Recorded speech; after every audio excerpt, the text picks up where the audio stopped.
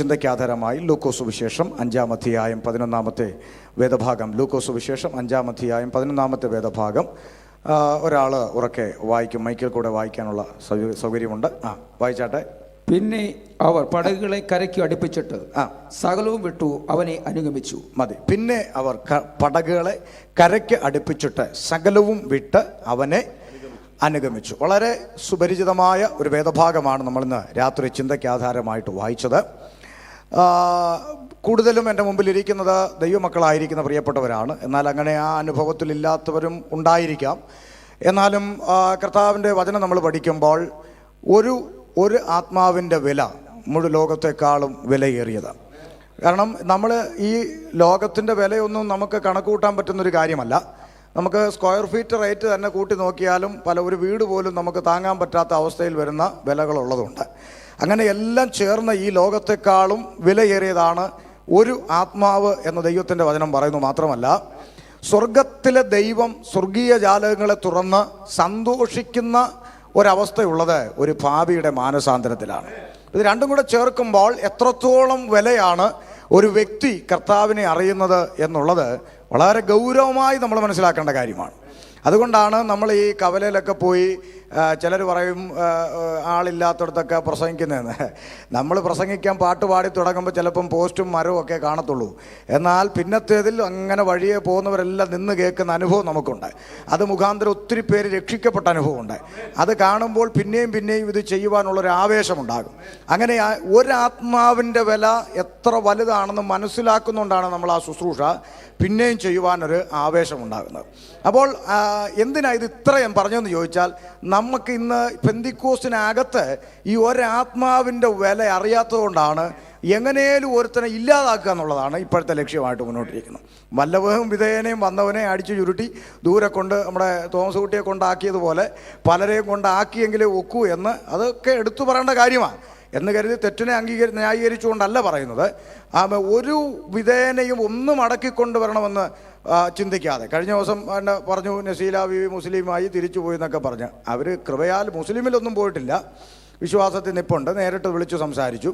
അപ്പോൾ എങ്ങനെയും തിരിച്ച് പഴയതിൽ കൊണ്ട് കെട്ടിയേ അടങ്ങൂ എന്ന് വാശി പിടിക്കുന്ന ഒരു അനുഭവമാണ് ഇതിനകത്തുള്ളത് ഇന്ന് കാണുന്നത്. എന്നാൽ വേദപുസ്തകം പറയുന്നു, വല്ലവിധേയനെ ഒരെണ്ണത്തെ ഇതിനകത്ത് കൊണ്ടുവരുവാൻ റോഡിൽ കിടന്ന് കഷ്ടപ്പെടുന്ന കഷ്ടപ്പാട് നമുക്കറിയാം. RSSകാരൻ്റെ BJPക്കാരൻ്റെ ജമാഅത്ത് പള്ളിയുടെ മുമ്പിൽ വെയിലത്ത് പോയി കിടന്ന് ഇത് പ്രസംഗിക്കുന്നു. ഒരുത്തനെങ്കിലും വല്ലവിധേനെ കൊണ്ടുവരാൻ ശ്രമിക്കും. ഇതിനകത്ത് ഗുണപ്പെടാത്തവന്മാർ ഒത്തിരി ഉണ്ട്, അത് പോട്ടെ. അപ്പോൾ അതുകൊണ്ട് ഒരാത്മാവിൻ്റെ വില എന്താണെന്ന് ഗൗരവമായി മനസ്സിലാക്കിയിരിക്കണം. അതുകൊണ്ട് തന്നെ അല്പ സുവിശേഷം ആധികാരികമായി കടന്നു പോകേണ്ട അവസ്ഥ ഈ രാത്രിയിലുണ്ട് ഒരാൾക്കെങ്കിലും. എന്നിരുന്നാലും മറ്റുള്ളവർക്കും ആവശ്യമായത് വേണം. അപ്പോൾ എല്ലാം കൂടെ ചേർത്ത് നമുക്ക് ഈ ഭാഗത്ത് നിന്ന് മനോഹരമായി ചിന്തിച്ചിരിപ്പാൻ ഇടവരട്ടെ.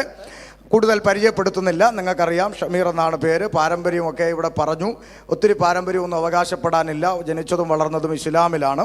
പഠിച്ചതും ഖുറാനാണ്. ബൈബിൾ കോളേജിലൊന്നും പഠിച്ചിട്ടില്ല. അത് എടുത്തു പറയുന്നു. കാരണം ഇല്ലെങ്കിൽ നാളെ നോട്ടീസ് അടിച്ച് പറയും പലരും പഠിച്ചിട്ടില്ലെന്ന്. അതുകൊണ്ട് എടുത്തു പറയുന്നു. അങ്ങനെയൊന്നും പഠിച്ച ഡിഗ്രി ഒന്നുമില്ല. 2002 ജീവിക്കുന്നൊരു ദൈവമുണ്ടെന്ന് തിരിച്ചറിയുവാനിടയായി. കൃപയാൽ കഴിഞ്ഞ 14 വർഷമായി വിശ്വാസ ജീവിതത്തിൽ നിലനിൽക്കാൻ കർത്താവ് സഹായിച്ചു. അത് എടുത്തു പറയാൻ കാരണം പൗലോസ് ലേഖനങ്ങളിൽ പറയുന്നൊരു കാര്യമുണ്ട്. നമ്മുടെ കർത്താവായ യേശുക്രിസ്തുവിൻ്റെ മഹത്വം പ്രാപിപ്പാനല്ലോ അവൻ ഞങ്ങളുടെ സുവിശേഷ ഘോഷണത്താൽ നിങ്ങളെ രക്ഷയിലേക്ക് വിളിച്ചത്. ഇപ്പം കർത്താവ് നമ്മളെ രക്ഷയിലേക്ക് വിളിച്ചത് എന്തിനാ? മഹത്വം പ്രാപിക്കാൻ. എന്നിട്ട് അടുത്തൊരു പദം പൗലോസ് ചേർത്ത് പറയുന്നുണ്ട്. മഹത്വം പ്രാപിക്കാൻ എന്ത് ചെയ്യണം? ആകയാൽ സഹോദരന്മാരെ നിങ്ങൾ ഉറച്ചു നിന്നും കൊണ്ട്. അത് എടുത്തു പറയുന്നത് കാരണം പൗലോസിനറിയാം ഇതിനകത്ത് വരുന്നതല്ല പാട്, ഇതിനകത്ത് നിൽക്കാനാ പാട്. കാരണം വരാൻ എളുപ്പമാണ്, ചാടി ഇറങ്ങും. പുതിയ SI ചാർജ് എടുത്ത പോലെയാണ് പുതുതായിട്ട് വന്നവർ. ഭയങ്കര ആവേശമാണ്. എന്നാൽ പോകെ ഇതിനകത്ത് നിൽക്കാനാണ് ഏറ്റവും വലിയ പാടെന്ന് മനസ്സിലാകും. എന്നാൽ അങ്ങനെ ഇതിനകത്ത് പാടാണെന്ന് പറഞ്ഞ് പകുതി കിട്ടേച്ചു പോകുന്നവനല്ല മഹത്വം പ്രാപിക്കുന്നത്. ഉറച്ചു നിൽക്കുന്നവനാണ് മഹത്വം പ്രാപിക്കുന്നത്. അതുകൊണ്ട് ആമേൻ, ഉറച്ചു നിൽക്കണം എന്നുള്ളതാണ്. കൃപയാൽ 14 വർഷവും നിൽക്കുവാൻ കർത്താവ് സഹായിച്ചു. തുടർന്നും നിലനിൽപ്പിന് നിങ്ങളുടെ പ്രാർത്ഥന ചോദിച്ചുകൊണ്ട് ഞാൻ ചിന്താ വിഷയത്തിലേക്ക് കടക്കുവാനാണ് ആഗ്രഹിക്കുന്നത്. പശ്ചാത്തലം സാക്ഷ്യം ഒന്നും പറയാൻ സമയമെടുക്കുന്നില്ല. നിങ്ങൾക്കറിയാം, എൻ്റെ വീട്ടിൽ ബാപ്പ, ഉമ്മ, 2 പെങ്ങന്മാർ, വല്യുമ്മ, അതാണ് കുടുംബം. അതിൽ പിതാവ് ഒഴികെ ഉമ്മായിക്കും പെങ്ങന്മാർക്കും വല്യുമ്മായിക്കും ദൈവമക്കളായി തീരുവാൻ കർത്താവ് ഭാഗ്യം നൽകി. എൻ്റെ ഭാര്യ സുനിത, 2 പെൺകുഞ്ഞുങ്ങൾ അദീന, അലീന എന്നാണ്. 5ാം ക്ലാസ്സിലും 6ാം ക്ലാസ്സിലുമായി പഠിക്കുന്ന 2 പെൺകുട്ടികളാണ്. പെൺകുട്ടികളാണെന്ന് കരുതി തെല്ലും നിരാശയില്ല. കാരണം എൻ്റെ കൂടെ പരസ്യയോഗത്തിൽ പാടാൻ വരുന്ന എൻ്റെ ഇളയ മോളാണ്. നിങ്ങൾ പലരും കണ്ടിട്ടുണ്ടാകും. അതുകൊണ്ട് നിരാശയൊന്നുമില്ല. ഞാൻ നിൽക്കുന്ന പോലെ തന്നെ അങ്ങോട്ട് നിൽക്കും. അങ്ങനെ കൃപയാൽ സന്തോഷത്തോടെ മുന്നോട്ട് പോകുന്നു. അതാണ് കുടുംബ പശ്ചാത്തലം. ഒരു സഹോദരി വിവാഹം കഴിച്ചിരിക്കുന്നത് പാസ്റ്ററാണ്. അവർ സുവിശേഷ വേല ചെയ്യുന്നു. അങ്ങനെ വളരെ സന്തോഷത്തോടെ പോകുന്നു. മറ്റൊരു സഹോദരിയുടെ വിവാഹത്തിനായി പ്രാർത്ഥിച്ചുകൊണ്ടിരിക്കും. നിങ്ങളും പ്രാർത്ഥിക്കുക. നമുക്ക് വായിച്ച വേദഭാഗത്തോട് നീതി പുലർത്താം. വളരെ വിലപ്പെട്ട സമയമാണ്. നമുക്ക് ആ ദൈവവചനം പഠിപ്പാൻ ഇടവരട്ടെ. ലൂക്കോസ് സുവിശേഷം 5-ാം അധ്യായത്തിലേക്കാണ് നമ്മുടെ ശ്രദ്ധയെ കൊണ്ടുവരുന്നത്. 5-ാം അധ്യായം പഠിക്കുമ്പോൾ അതിൻ്റെ പശ്ചാത്തലമെല്ലാം നമുക്കറിയാം. അവിടെ കർത്താവ് ശിമോൻ എന്ന പത്രോസിനെ തൻ്റെ വേലയ്ക്കായി വിളിക്കുന്ന, അല്ലെങ്കിൽ തന്നെ അനുഗമിക്കാൻ വിളിച്ചു വേർതിരിക്കുന്ന ഒരു പശ്ചാത്തലമാണ് ലൂക്കോസ് സുവിശേഷം 5-ാം അധ്യായം. അതിൻ്റെ 1 മുതൽ നമ്മൾ ചിന്തിച്ച് വായിച്ച കുറിവാക്യത്തിലെത്തുമ്പോൾ പ്രസംഗത്തിന് വിരാമം കുറിക്കും. 1-ാം വാക്യത്തിലേക്ക് നമുക്ക് ശ്രദ്ധയെ കൊണ്ടുവരാം. ആമേൻ. വായിച്ചാട്ടെ. അവൻ ഗന്നസറേത്ത് തടാകത്തിന്റെ കരയിൽ നിൽക്കുമ്പോൾ പുരുഷാരം ദൈവവചനം കേൾക്കേണ്ടതിന് അവനെ തിക്കിക്കൊണ്ടിരിക്കുകയും. നിൽക്കട്ടെ. അപ്പോൾ 1-ാം വാക്യം മുതൽ നമ്മൾ ചിന്തിക്കാൻ തുടങ്ങിയാണ്. എല്ലാവരും വളരെ ശ്രദ്ധയോടുകൂടി ഇരിക്കണം എന്ന് ഞാൻ കർത്താവിൽ ഓർപ്പിക്കുകയാണ്. എടുത്തു പറയേണ്ട ഒത്തിരി പ്രിയപ്പെട്ടവരുണ്ട്. ഞാൻ അതിനൊന്നും സമയമെടുക്കാത്തതാണ്. കാരണം സമയം എന്നേക്കാൾ സ്പീഡിൽ ഇങ്ങനെ പൊയ്ക്കൊണ്ടിരിക്കുകയാണ്. അതുകൊണ്ടാണ് നമ്മുടെ ബോംബെയിൽ നിന്ന് വന്ന പിതാവ് ഇവിടെ ഇരിപ്പുണ്ട്. ഞങ്ങൾ ബോംബെ വെച്ചുള്ള പരിചയമാണ്. പരിചയപ്പെട്ട അന്ന് തൊട്ട് ഇപ്പോൾ വരെയും നിൻ്റെ അപ്പനാ ഞാനെന്ന് പറഞ്ഞാണ് എന്നോട് സംസാരിച്ചുകൊണ്ടിരിക്കുന്നത്. അപ്പോൾ എനിക്കത് പരിഭവമില്ല. കാരണം കർത്താവ് പറഞ്ഞു, എൻ്റെ നിമിത്തം, സുവിശേഷ നിമിത്തം വല്ലതും വിട്ടിട്ടുണ്ടെങ്കിൽ 100 മടങ്ങ് അപ്പന്മാരൊക്കെ തരുമെന്ന് പറഞ്ഞു. അപ്പോൾ എൻ്റെ ബാപ്പ ഉപേക്ഷിച്ച് പോയപ്പോൾ ഇങ്ങനെ ഒത്തിരി അപ്പന്മാരെ ആത്മീയത്തിൽ കർത്താവ് എനിക്ക് തന്നിട്ടുണ്ട്. അപ്പോൾ അതുകൊണ്ട് സന്തോഷമാണ്. മറ്റൊത്തിരി പേര് മാമച്ചൻ ഭാഷയൊക്കെ ഫേസ്ബുക്ക് വഴി മിക്കവാറും എന്തൊക്കെ പ്രതികൂലമുണ്ട് അപ്പോഴപ്പോഴേ മെസ്സേജ് അയച്ചുകൊണ്ടിരിക്കും. ഇതൊന്നും കണ്ട് പതറരുത്, നിൽക്കണം എന്ന് പറഞ്ഞ് നമ്മുടെ പുറകെ ബലപ്പെടുത്തിക്കൊണ്ടിരിക്കുന്ന ദൈവദാസനാണ്. ഒത്തിരി പേര് എടുത്തു പറയുന്നില്ല. നമുക്ക് ആ വചനത്തിലേക്ക് ശ്രദ്ധയെ കൊണ്ടുവരാം. അവൻ അഥവാ യേശു ക്രിസ്തു, ശ്രദ്ധിക്കുക, അവൻ അഥവാ യേശു ക്രിസ്തു ഗന്നേസരത്ത് തടാകത്തിന്റെ കരയിൽ നിൽക്കുമ്പോൾ പുരുഷാരം അവനെ തിക്കിക്കൊണ്ടിരുന്നു. എന്തിനാ തിക്കിയത്? നിങ്ങൾ പറ. ദൈവവചനം കേൾക്കാൻ. ഈ അന്ത്യകാലത്ത് നമ്മൾ വളരെ മനസ്സിലാക്കേണ്ട ഒരു ചിന്ത അവിടെ ഒളിഞ്ഞു കിടക്കുന്നത്. അവിടെ ഭയങ്കര തിക്കും തിരക്കുമാണ്. എന്തിനാ തിക്കും തിരക്കും? ദൈവവചനം കേൾക്കേണ്ടതിന്. ഇന്നോ നമ്മൾ ചിന്തിക്കണം, ഇന്ന് ദൈവവചനം പ്രസംഗിക്കുന്നിടത്ത് തിക്കും തിരക്കൊന്നുമില്ല. ഇന്നത്തെ തിക്കും തിരക്കും കാണണമെങ്കിൽ മുഴ മാറുന്നിടത്ത് പോകണം. അല്ലെങ്കിൽ പിന്നെ നടുവേദന, പല്ലുവേദന, ഉളുക്ക്, പിരിപ്പ്, തരിപ്പെന്ന് പറഞ്ഞ് കൊട്ടൻ ചുക്കാതിക്കാർ ഒത്തിരി ഇറങ്ങിയിട്ടുണ്ട്. അവരുടെയൊക്കെ അടുക്കൽ പോയാൽ ഇന്ന് ആൾക്കൂട്ടം കാണാൻ പറ്റത്തുള്ളൂ. ആ തിക്കും തിരക്കും ആൾക്കൂട്ടത്തെയും ചൂണ്ടി ദൈവസഭയെ കാണിച്ചുകൊണ്ടാണ് ചിലർ പറയുന്നത്, നിങ്ങളുടെ ചർച്ച എന്തോ ഉണ്ട്, അതുകൊണ്ട് അവിടെയൊക്കെ വന്ന് നോക്കണം, 1000 വന്ന് മറിയാന്ന്. ലഗ്യോൻ 6000 ഉണ്ടെന്ന് മനസ്സിലാക്കിക്കോണം. ശിഷ്യന്മാർ 12 ഉള്ളൂ. ആരാണ് ശിഷ്യനെന്ന് പലർക്കും അറിയത്തില്ല. യോഹന്നാൻ 8:31 എടുക്കണ്ട. നിങ്ങൾ എൻ്റെ വചനത്തിൽ നിലനിൽക്കുന്നു എങ്കിൽ അതൊരു കണ്ടീഷനാച്ചാ, എങ്കിൽ നിങ്ങൾ വാസ്തവമായി എൻ്റെ ശിഷ്യന്മാരാ. അപ്പൊ കർത്താവ് ശിഷ്യൻ എന്ന കാറ്റഗറിയിലേക്ക് ഒരുത്തനെ എടുത്തിടണമെങ്കിൽ ഒറ്റ കാര്യമുള്ളൂ, അവൻ വചനത്തിൽ നിൽക്കണം. വചനം വിട്ട് നടക്കുന്ന ഒരുത്തനെയും കർത്താവ് ശിഷ്യൻ എന്ന കാറ്റഗറി പെടുത്തിയിട്ടില്ല. അതുകൊണ്ട് തന്നെ മേപ്പോട്ട് പോകത്തും ഇല്ല. അപ്പോൾ ഇവിടെ എഴുതി വച്ചിരിക്കുകയാണ്, പുരുഷാരം വചനം കേൾക്കേണ്ടതിന് അവനെ തിക്കിക്കൊണ്ടിരുന്നു. ദൈവവചനത്തിന്റെ പ്രാധാന്യം. ഇനി എന്നെ അതിശയപ്പെടുത്തിയ മറ്റൊരു ചിന്ത നിങ്ങളോട് പറയാം. അവിടെ തിക്കിയവരും തിരക്കിയവരാരും കൃപയാൽ രക്ഷിക്കപ്പെട്ട ദൈവമക്കളല്ല. ആണോ? അല്ല. അവർ ന്യായപ്രമാണത്തിന് കീഴെ നിൽക്കുക. അപ്പോൾ ന്യായപ്രമാണത്തിന് കീഴെ നിൽക്കുമ്പോഴും അവരെന്തിനോട് ആവേശം കാണിച്ചു? ദൈവത്തിന്റെ അരുളപ്പാട് കേൾക്കാൻ അവർ ആവേശം കാണിച്ചു. നമ്മുടെ അവസ്ഥ എങ്ങനെ ഇരിക്കുന്നു? നമ്മൾ ചിന്തിക്കണം. ഈ അന്ത്യകാലത്ത് നമ്മൾ വളരെ ചിന്തിക്കേണ്ട ഒരു വിഷയമാണ്. അപ്പം നിങ്ങൾ ചിന്തിക്കും, അപ്പോൾ ഈ കൃപയാലുള്ള രക്ഷ വന്നു കഴിഞ്ഞപ്പോൾ ഈ ആവേശമൊക്കെ പോയോ? പുതിയ നിയമം പഠിക്കുമ്പോൾ, പുതിയ നിയമസഭ അപ്പോസ്തല പ്രവൃത്തിയിൽ ഉരുവായി വരുന്നതിന് ശേഷം പ്രവൃത്തി 20:7 പഠിക്കുമ്പോൾ നമ്മൾ എന്താ കാണുന്നതെന്നറിയാമോ? പ്രവൃത്തി 20:7 വായിച്ച് ആവേശം അങ്ങ് കെട്ടുപോയോ എന്ന് നമുക്കൊന്ന് പരിശോധിക്കാം. പ്രവൃത്തി 20:7 വായിച്ച്. ആഴ്ചവട്ടത്തിന്റെ 1-ാം ദിവസം ഞങ്ങൾ അപ്പം നുറുക്കുവാൻ കൂടി വന്നപ്പോൾ കണ്ടോ, പൗലോസ് പറഞ്ഞു തനിക്ക് എന്ത് ചെയ്യണം, പിറ്റേ ദിവസം പോയേ പറ്റൂ എന്ന് പൗലോസ് നിർബന്ധം പറയുകയാണ്. നാളെ എനിക്ക് പോകണം, പോയേ പറ്റൂ, വേറെ നിവൃത്തിയില്ല എന്ന് പൗലോസ് നിർബന്ധം. പിറ്റേനാൾ പുറപ്പെടുവാൻ ഭാവിച്ചു. പൗലോസ് പറഞ്ഞു നാളെ പോയേ പറ്റൂ, വേറെ ഒരു രക്ഷയുമില്ലെന്ന് പറഞ്ഞപ്പോൾ എന്ത് സംഭവിച്ചു? വായിച്ചോ.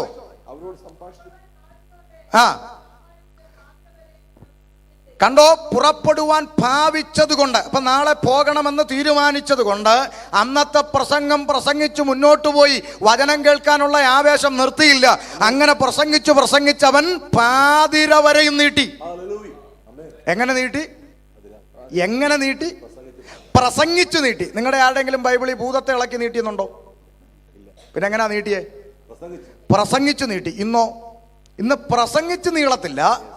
പ്രസംഗം അങ്ങോട്ട് തുടങ്ങുമ്പോൾ ഏതെങ്കിലും പെണ്ണുമ്പിള്ള ഒരു കോട്ടി കാണിച്ച് അങ്ങോട്ട് വീണാൽ പിന്നെ 1.5 മണിക്കൂർ അതിൻ്റെ പുറകെ. ആരാ നീ, എന്താ നീ, എവിടുന്ന് വന്നു, എപ്പോൾ വന്നു, ഇപ്പം പിന്നെ പോവോ പോത്തില്ല. അവസാനം ചിലർ പറയും ഒന്ന് പോയി തരുമോ എന്ന് ചോദിക്കും. ചിലർ പറയുന്നത് ഒരു ഗ്ലാസ് വെള്ളം ഇങ്ങോട്ട് ഇപ്പം കൊടുക്കുക. വെള്ളം അങ്ങോട്ട് കൊടുത്തിട്ട് പറയും ഇപ്പോൾ ഞാൻ വിളിക്കുമ്പോൾ വന്നാൽ മതി. അപ്പോൾ ഇവൻ വിളിക്കുമ്പോൾ വേണം വരാൻ. അപ്പോൾ ഇവനാണ് യജമാനൻ. പിടി കിട്ടുന്നുണ്ടോ? അപ്പോൾ ഇങ്ങനെ ഇയാൾ പറയുമ്പോൾ വരണം പോകണം എന്നൊക്കെയാണ് പറയുന്നത്. കുഞ്ഞെ, ഒരു കാര്യം മനസ്സിലാക്കണം, പിശാചിനോട് കൊച്ചു വർത്താനം പറയേണ്ട കാര്യമില്ല. ആമേൻ. അപ്പം ചിലർ വാദത്തിന് ചോദിക്കും, അങ്ങനെയാണെങ്കിൽ യേശു ചോദിച്ചല്ലോ ആ ലേഗ്യോൻ ബാധിച്ചവൻ്റെ അടുത്ത് നീ ആരാ, അല്ലെങ്കിൽ നിങ്ങൾ ആരാ, ഞങ്ങൾ പലരാകുന്നതൊക്കെ പറഞ്ഞല്ലോ. മനസ്സിലാക്കിക്കോണം, സുവിശേഷങ്ങളിലാണ്. അതിനും അപ്പുറത്ത് അവൻ്റെ തലയെ ക്രൂശിൽ തകർത്ത് പാതാളത്തെ ജയിച്ച്, മരണത്തെ ജയിച്ച്, ലോകത്തെ ജയിച്ച്, പിശാചനെ ജയിച്ച് യേശുക്രിസ്തു ഉയർത്തെഴുന്നേറ്റു. സ്വർഗത്തിലും ഭൂമിയിലും സകല അധികാരവും യേശുവിന് നൽകപ്പെട്ട അനന്തരം ഒറ്റ സ്ഥലത്ത് പോലും അവനോട് കൊച്ചു വർത്താനം പറയുന്നില്ല. പോടാന്ന് പറഞ്ഞാൽ ആ നിമിഷം പുറപ്പെട്ടു പോവുകയാണ് പിശാച്. പിന്നെ അവിടെ കൊച്ചു വർത്താനമൊന്നുമില്ല. ഇത് വചനം പ്രസംഗം നടക്കാതിരിക്കാനുള്ള പിശാചിന്റെ തന്ത്രമാണ് ഇന്ന് സഭകളിൽ പലയിടത്തും നടന്നുകൊണ്ടിരിക്കുന്നത്. 1 മണിക്കൂർ കൊടുത്താൽ 45 മിനിറ്റും ഇതിന്റെ പുറകെയാണ്. അതിൻ്റെ പുറകെ ആരാ എവിടുന്ന് വന്നു, ഏത് വഴി, എങ്ങനെ വന്നു, ഇവൻ പറഞ്ഞു തരും. GPS ഇട്ടാ വന്നത്, ഞാൻ നാവിഗേഷൻ ഇട്ട് പറഞ്ഞു വന്ന് വരും. എടാ, പിശാച് പോഷ്ക്ക് പറയുന്നവനും അവൻ്റെ അപ്പനും വന്ന് എഴുതി വെച്ചിട്ടുണ്ട്. പിന്നെ ഇയാൾ ചോദിക്കുമ്പോൾ ഇപ്പം പറയുക, അതും പറയുന്നത് എന്തൊക്കെയാ, ഇവളുടെ ഭർത്താവിൻ്റെ പെങ്ങൾ അയച്ചിട്ടാ വന്നു എന്ന് പറഞ്ഞാൽ കുടുംബകലഹം ഉണ്ടാക്കുക വെറുതെ. നാത്തൂനും അളിയനും സന്തോഷത്തോടൊരു കുടുംബത്തിൽ താമസിച്ചുകൊണ്ടിരുന്നതാണ്. അപ്പോൾ ഈ പോഷ്ക്ക് കേട്ടിട്ട് ഉണ്ടോ, നിങ്ങളുടെ പെങ്ങളാ അയച്ചെന്നും പറഞ്ഞ് പെണ്ണുങ്ങൾ തമ്മിൽ അടിയായി വെറുതെ എന്തെല്ലാം നാശങ്ങളാണ് ഉണ്ടാകുന്നതെന്നറിയാം. ഈ കൊച്ചു വർത്താനം ഒന്നും ചോദിക്കേണ്ട കാര്യമില്ല. അധികാരമുണ്ടെങ്കിൽ നസ്രയത്തുകാരൻ്റെ നാമത്തിൻ്റെ മുമ്പിൽ വിറച്ചും കൊണ്ട് പുറപ്പെട്ടു പോകാത്ത ഒരൊറ്റ പിശാചിനെ ഇന്ന് കണ്ടുപിടിച്ചിട്ടില്ലെന്നേ. മടങ്ങി വരാം. അപ്പോൾ ഇങ്ങനെ പലതും പറഞ്ഞാണ് പലയിടത്തും സമയം പോകുമ്പോൾ വേദപുസ്തകം പറയുന്നു, വചനം കേൾക്കേണ്ടതിന് അവനെ തിക്കിക്കൊണ്ടിരുന്നു. എന്തിനാ ഇത്രയും പറഞ്ഞെന്നറിയാമോ? ഒരു ചിന്ത നിങ്ങളുടെ ഹൃദയത്തിലിടാനാ. ഈ അന്ത്യകാലത്ത് പിശാച് പേടിക്കുന്ന ഒരായുധമുണ്ടെങ്കിൽ അത് ദൈവത്തിൻ്റെ വചനമാണെന്നറിയണം. ആമേൻ. നമുക്കെല്ലാം അറിയാം, നമ്മുടെ കർത്താവായ യേശുക്രിസ്തുവിന്റെ 2ാമത്തെ വരവ് ഏറ്റവും വാതിക്കലെത്തി നിൽക്കുക. ചിലർ ചിന്തിക്കും, പണ്ട് കൊച്ചുകാലം മുതലേ കേൾക്കുന്നു യേശു വരുന്നു, ഇതുവരെ വന്നില്ലല്ലോ, ഇനിയിപ്പോൾ വരാനെങ്ങാണോ എന്ന് ചിലർ ചിന്തിച്ചു തുടങ്ങിയിട്ടുണ്ട്. എന്നാൽ നമ്മൾ അറിയണം, കുഞ്ഞുകാലം മുതൽ നമ്മൾ കേട്ടു തുടങ്ങിയ സകല അടയാളങ്ങളും ലക്ഷണങ്ങളും എല്ലാം അതിൻ്റെ എൻഡിലെത്തി നിൽക്കുകയാണ്. ഏതു സമയത്തും കാഹളം ധ്വനിക്കാം, ഏതു സമയത്തും കർത്താവിൻ്റെ പ്രത്യക്ഷത വെളിപ്പെടാം. ആമേൻ. ആ കർത്താവായ യേശുക്രിസ്തുവിന്റെ പ്രത്യക്ഷതയോടനുബന്ധിച്ച് ശിഷ്യന്മാര് കർത്താവിന്റെ അടുക്കൽ വന്ന് ചോദിക്കുകയാണ്, നാഥ, നിന്റെ വരവിനും യുഗാവസാനത്തിനും, ലോകാവസാനം എന്ന മലയാളത്തിൽ അതിൻ്റെ ഒറിജിനൽ മൂലഭാഷയിൽ അതിൻ്റെ അർത്ഥം യുഗാവസാനത്തിനും അടയാളമെന്തെന്ന്. നിന്റെ വരവിനും യുഗാവസാനം രണ്ടും ഒന്നിച്ചാ സംഭവിക്കുന്ന. ഏത് യുഗം? കൃപായുഗത്തിൻ്റെ അവസാനം കാഹളനാഥം ധ്വനിക്കുമ്പോൾ. ശ്രദ്ധിക്കുക, വിശദമാക്കാൻ പിന്നാലെ. കാരണം ഈ അടുത്ത കാലത്തൊരു പ്രസംഗം പറഞ്ഞു. മത്തായി സുവിശേഷം 24-ാം അധ്യായത്തിൽ യേശുക്രിസ്തുവിൻ്റെ വരവിനെ കുറിച്ച് യേശുക്രിസ്തു 26 കൂട്ടം കാര്യങ്ങൾ പറഞ്ഞിട്ടുണ്ട്. അത് ശരിയാണ്. 26 കൂട്ടം കാര്യങ്ങൾ പറഞ്ഞതിന് ശേഷമാണ് യേശു ഒരു പദം പറഞ്ഞത്. എന്താണെന്നറിയാമോ? അയാൾ പറയുകയാണ്, ഇതൊക്കെയും സംഭവിക്കുവോളം ഈ തലമുറ ഒഴിഞ്ഞു പോവുകയില്ല എന്ന് ഞാൻ സത്യമായി പറയുന്നു. അപ്പോൾ യേശു സത്യം ചെയ്ത് പറഞ്ഞു. ഈ 26 കൂട്ടം കാര്യങ്ങൾ പറഞ്ഞിട്ട് യേശു പറയുകയാണ്, ഇതൊക്കെയും, ഏതൊക്കെയും? ഈ 26 കൂട്ടം കാര്യങ്ങളും സംഭവിക്കുവോളം ഈ തലമുറ എന്ത് ചെയ്യില്ല, ഒഴിഞ്ഞു പോകുകയില്ലെന്ന് പറഞ്ഞു. അപ്പോൾ പുള്ളിയുടെ പഠനം ആ 26 കൂട്ടം കാര്യങ്ങളും എന്ത് ചെയ്തു, സംഭവിച്ച് കഴിഞ്ഞു എന്ന് പറഞ്ഞാൽ യേശു വന്നു പോയെന്ന്. പറഞ്ഞ ആൾ പോയിട്ടില്ല, ഇവിടെ ഉണ്ട്. യേശു വന്നിട്ട് പോയെന്നാ പുള്ളി പറഞ്ഞു. അപ്പം നിങ്ങൾ ചോദിക്കും, ആരാ പറഞ്ഞതെന്ന്? അതൊക്കെ നിർത്തി. പേരൊന്നും ഇനി പറയത്തില്ല. പേരൊക്കെ പറഞ്ഞതിൻ്റെ എല്ലാം ഞാൻ അനുഭവിച്ചുകൊണ്ടിരിക്കുക. എന്തിന് കൊണ്ടൊന്നും ഒരു കഥയില്ല. നമ്മളെ അടിച്ച് വെളിയിൽ കളയാന്നല്ല, അതിനകത്ത് വലിയ ഗുണമൊന്നും സംഭവിക്കത്തില്ലെന്ന് പഠിച്ചു. അതുകൊണ്ട് ഇപ്പം പേരൊന്നും പറയുന്നില്ല, കാര്യം അങ്ങ് പറഞ്ഞു വിടാം. അപ്പോൾ ശ്രദ്ധിച്ചോ, ഇങ്ങനെ ഒരു പഠിപ്പിക്കൽ. എന്താ ഇതിൻ്റെ കാരണമെന്നറിയാമോ? കർത്താവായ യേശുക്രിസ്തുവിൻ്റെ വരവിനോടുള്ള ബന്ധത്തിൽ ശിഷ്യന്മാർ ചെന്ന് ഇത് ചോദിക്കുമ്പോൾ ആദ്യം പറഞ്ഞൊരു വാക്കുണ്ട് കർത്താവ്. അറിയാമോ? ഇന്ന് പെന്തിക്കോസുകാർ പഠിച്ചിരിക്കേണ്ടതാ. ആദ്യം കർത്താവ് പറഞ്ഞ ഒറ്റ പദമുണ്ട്, ആരും നിങ്ങളെ, ശങ്കരനെ മാധവനെ അല്ല, നിങ്ങളെ ശിഷ്യന്മാരോടാ പറഞ്ഞു, ആരും നിങ്ങളെ തെറ്റിപ്പാതിരിപ്പാൻ സൂക്ഷിച്ചു കൊള്ളുവീൻ. ആമേൻ. ഇതേ പദം പൗലോസ് പറഞ്ഞു, പ്രവർത്തി 20:28. ആമേൻ. ഞാൻ പോയ ശേഷം ആട്ടിൻകൂട്ടത്തെ ആദരിക്കാത്ത കൊടിയ ചെന്നായ്ക്കൾ നിങ്ങളുടെ ഇടയിൽ കടക്കും. അടുത്ത പദം, ആമേൻ, ശിഷ്യന്മാരെ തങ്ങളുടെ പിന്നാലെ വലിച്ചു കളയുവാനായി. ശിഷ്യന്മാരെ നമ്മൾ നേരത്തെ പറഞ്ഞു, ആരാ ശിഷ്യന്മാര്? വചനത്തിൽ നിലനിൽക്കുന്നവര്. അപ്പൊ വചനത്തിൽ നിലനിൽക്കുന്നവരെ ഇവരുടെ പുറകെ വലിച്ചോണ്ട് പോകുവാനായി വിപരീത ഉപദേശം പ്രസ്താവിക്കുന്ന പുരുഷന്മാർ അമ്പലത്തിൽ നിന്ന് വരുമെന്നല്ല, മോടി പറഞ്ഞു വിടുവെന്നല്ല, നിങ്ങളുടെ ഇടയിൽ നിന്ന് എഴുന്നേക്കും. പിടികിട്ടുന്നുണ്ടോ? അപ്പം വചനത്തിൽ അടിസ്ഥാന ഉപദേശത്തിൽ നിലനിൽക്കുന്നവരെ പോലും ഇവരുടെ പിന്നാലെ വലിച്ചു കളയുവാനുള്ളവർ എവിടെ നിന്ന് എഴുന്നേക്കും? നിങ്ങളുടെ ഇടയിൽ നിന്ന് എഴുന്നേക്കും. അതുകൊണ്ടല്ലയോ ഒരു സമയത്ത് ഉപദേശം എന്നും പറഞ്ഞ് ഒറ്റക്കാലിൽ നിന്ന പലരും ഇപ്പൊ ഇരട്ടത്താപ്പ് കളിച്ചുകൊണ്ടിരിക്കുക. നമ്മൾ കണ്ടും കേട്ടും ഇരിക്കുക. ഇതെല്ലാം എന്താ കാര്യം? ശിഷ്യന്മാരെ പോലും വലിച്ചു കളയുവാൻ വിപരീത ഉപദേശം പ്രസ്താവിക്കുന്നവർ നിങ്ങളുടെ ഇടയിൽ നിന്ന് എഴുന്നേക്കും. പക്ഷേ സന്തോഷം തോന്നിയ ഒരു ഭാഗമുണ്ട്. പൗലോസ് പറഞ്ഞു, ഞാൻ പോയ ശേഷം. അത് ഇവിടുത്തെ ഉപദേശിമാരുടെ നെഞ്ചിൽ ഒന്ന് കുറിച്ചെങ്കിൽ കൊള്ളായിരുന്ന ഒരു ആഗ്രഹമുണ്ട്. കാരണം പൗലോസ് പറയാം, ഞാൻ പോയ ശേഷം. എന്താ അതിൻ്റെ അർത്ഥം? ഞാൻ ഇരിക്കുന്ന കാലത്തോളം വചനം വിട്ട് നടക്കുന്ന ഒരെണ്ണത്തെ ഇതിനകത്ത് അടുപ്പിക്കുകയില്ല. ഞാൻ പോയിട്ട് നിങ്ങൾ ആരെ വിളിക്കോ, കുത്തിമറിയോ, തലകുത്തിമറിയോ, എന്ത് വേണേലും ചെയ്തോ, പക്ഷെ ഞാൻ ഇരിക്കുന്ന കാലത്തോളം നടക്കത്തില്ല. ഈ തീരുമാനം ഓരോ ലോക്കൽ സഭയിലെ ദൈവദാസന്മാരും എടുത്തിരുന്നെങ്കിൽ ഇന്ന് ആത്മീയ കോളം ഇത്രയും മൂല്യച്യുതി അനുഭവിക്കത്തില്ലായിരുന്നു. മനസ്സിലാവുന്നുണ്ടോ? ഞാൻ ഈ സഭയിൽ ഇരിക്കുന്ന കാലത്തോളം വചനം വിട്ട് നടക്കുന്ന ഒരു കോമാളിത്തരും ഇവിടെ അനുവദിക്കത്തില്ലെന്ന് പറയാനുള്ള കറേജ് ഓരോ ദൈവദാസന്മാർക്കും ഉണ്ടായിരുന്നെങ്കിൽ ഇന്ന് ഈ പണി ഒന്നും ഇതിനകത്ത് നടക്കത്തില്ലായിരുന്നു. അതുകൊണ്ടാ ഈ പറയുന്ന ഒരു കളികളും ബ്രദറുകാരുടെ നടക്കാത്ത. വചനം വിട്ട് വല്ല കോട്ടിയും കാണിച്ചാൽ ഇരിയടാ അവിടെ എന്ന് പറയും. അവർക്ക് ആത്മാവില്ലല്ലോ. എന്താ മിണ്ടാത്? ഇപ്പൊ തന്നെ ഞാൻ ബ്രദറൻ ചാരനാന്നാ എല്ലാവരും പറയുന്നത്. സ്തോത്രം. അത് ഉള്ളത് പറഞ്ഞാൽ അതാ വിഷയം, ഉള്ളത് പറയരുത്. അപ്പൊ മടങ്ങി വരാം. അപ്പൊ ശ്രദ്ധിക്കുക, അപ്പോൾ ദൈവവചനത്തിന് വളരെ പ്രാധാന്യമുണ്ട്. വചനത്തിൽ നിലനിൽക്കണം. കാരണം ആരും നിങ്ങളെ തെറ്റിക്കാതിരിക്കാൻ. അപ്പൊ എന്തിനാ ഇത് പറഞ്ഞത്? പുരുഷാരം വചനം കേൾക്കണം തെറ്റിക്കൊണ്ടു. എന്താ കാരണം? പിശാച് പേടിക്കുന്ന ഒരു ആയുധമുണ്ടെങ്കിൽ അത് ദൈവത്തിന്റെ വചനമാണ്. സ്തോത്രം. അതുകൊണ്ട് തല നരച്ച പിതാക്കന്മാർ ഇവിടെ ഇരിപ്പുണ്ട്. അവരോട് ചോദിക്കണം, പണ്ട് കാലങ്ങളിൽ ദൈവസഭയിൽ ഒരു ഉപവാസ പ്രാർത്ഥന 21 ഇരിക്കുക, അല്ലെ 7 ഇരിക്കുക. അപ്പോൾ കമ്മിറ്റി നമുക്ക് ദൈവദാസന്മാരെ വിളിക്കണം. ആരെ ഇന്ന ആളെ വിളിച്ചാലോ അഭിപ്രായങ്ങൾ വരും. നമുക്ക് ഇന്ന ആളെ വിളിക്കാം. ഓക്കെ. അപ്പോൾ ഉടനെ ആരാ വരുന്നത്? ഇന്നടുത്തുനിന്നാ ഇന്ന ആളാ. അപ്പോൾ അന്ന് അവർ ചോദിക്കും, ആരാ ഇന്ന ആളാ? പുള്ളി എങ്ങനെയാ വചനം പ്രസംഗിക്കുമോ? ഇതായിരുന്നു അന്നത്തെ ചോദ്യം. ഇവിടെ തല നരച്ചൊരു ഇരിപ്പോണ്ട് ചോദിച്ചാൽ മതി, എങ്ങനെ വചനം പ്രസംഗിക്കുമോ? അതെ. നമ്മുടെ ഉപദേശ കാര്യങ്ങളൊക്കെ നമ്മൾ പഠിപ്പിക്കുന്ന പോലെ തന്നെയാണോ, അതോ വേറെ വല്ല പൊട്ടത്തരം പറയുമോ എന്നൊക്കെ ചോദിക്കും. നിങ്ങൾ കേട്ടിട്ടുണ്ടോ ആ പ്രസംഗം? കേട്ട് ഇതിങ്ങനെയൊക്കെ ചോദിക്കുമായിരുന്നു. ഇന്ന് ആ കാലം പോയിട്ട് ഇന്നിപ്പോൾ ആരാ ഇന്ന ആളാ ആണോ? എങ്ങനെ ദൂത് പറയൂ? ഇപ്പൊ രംഗം മാറി. വചനം പ്രസംഗിക്കുവോ എന്ന വചനം സെക്കൻഡറി ആയി, ദൂത് പറയുമോ എന്നുള്ളത് ഒന്നാം സ്ഥാനത്തേക്ക് വന്നു. എന്നാൽ ഈ ചോദിക്കുന്ന ഈ പൊട്ടന് പോലും അറിയത്തില്ല എന്തുവാ ദൂതെന്ന്. വചനമല്ലയോ ദൂത്? അത് കേൾക്കും അറിയത്തില്ല. കാരണം പ്രവചനത്തിന്റെ പ്രായം ഒന്ന് വെട്ടിയേ. പിന്നെന്തുണ്ട്? വചനം. സകല ദൂതും എവിടുന്ന് വരണം? വചനത്തിൽ നിന്ന് വരണം. അല്ല നമുക്ക് പിണക്കമൊന്നുമില്ല. സകല ദൂതും വചനത്തിൽ നിന്ന് വരണം. വചനമാണ് ഏറ്റവും വലിയ ദൂത്. അതിന് നിങ്ങൾക്ക് തെളിവ് വേണോ? യെഹെസ്കേൽ 2:3 മുതൽ വായിച്ചു കൊടുത്തേ. ഇപ്പൊ പറഞ്ഞുതരാം, തെളിയിച്ചു തരാം. യെഹെസ്കേൽ 2:3 വായിച്ചോളൂ. ഉറക്കെ പെട്ടെന്ന് വരണേ. ഓടി നിൽക്കണം. എടുത്തവരങ്ങ് വായിച്ചോ, മൈക്കൊന്നും നോക്കണ്ട. ഉറക്കെ വായിച്ചാൽ നേരത്തെ ആന്റി വായിച്ച പോലെ.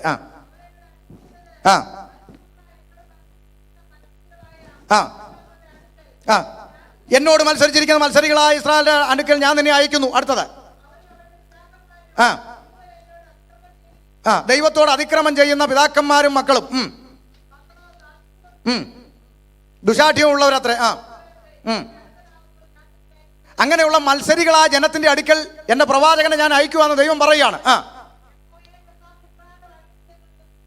യഹോവയായ കർത്താവ് ഇപ്രകാരം അരുളി ചെയ്യുന്നു എന്ന് നീ അവരോട് പറയണം. അടുത്ത പദം ശ്രദ്ധിക്കണേ.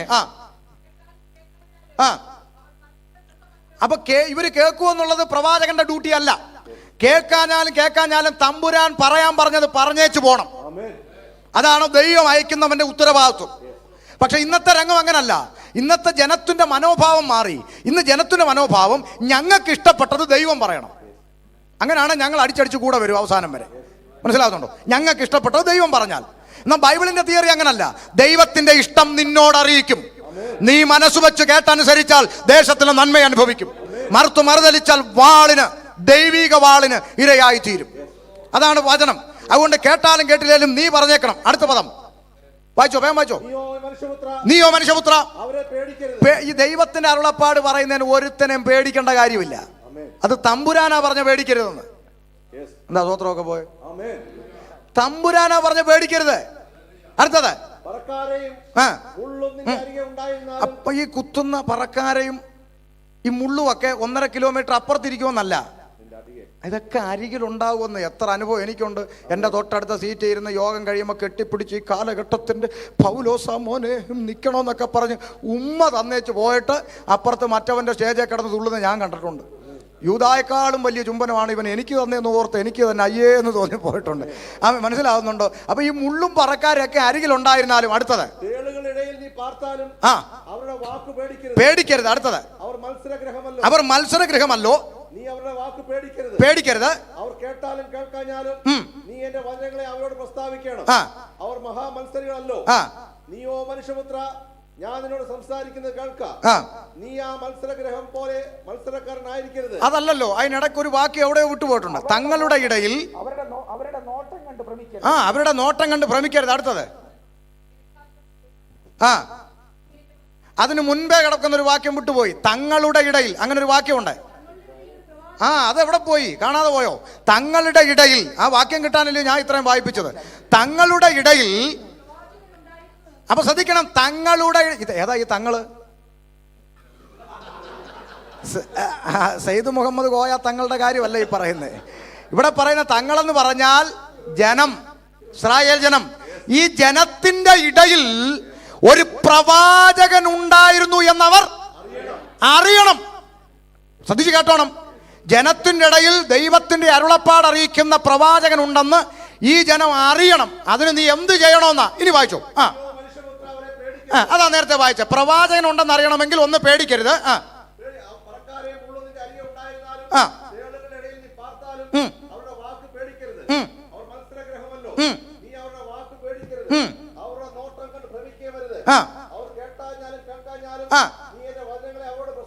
നീ എന്റെ തങ്ങളുടെ ഇടയിൽ ഒരു പ്രവാചകൻ ഉണ്ടായിരുന്നു എന്ന് അവരറിയേണ്ടതിന് അവർ കേട്ടാലും കേട്ടില്ലേലും നീ എൻ്റെ വചനങ്ങളെ അവരോട് പ്രസ്താവിക്കണം.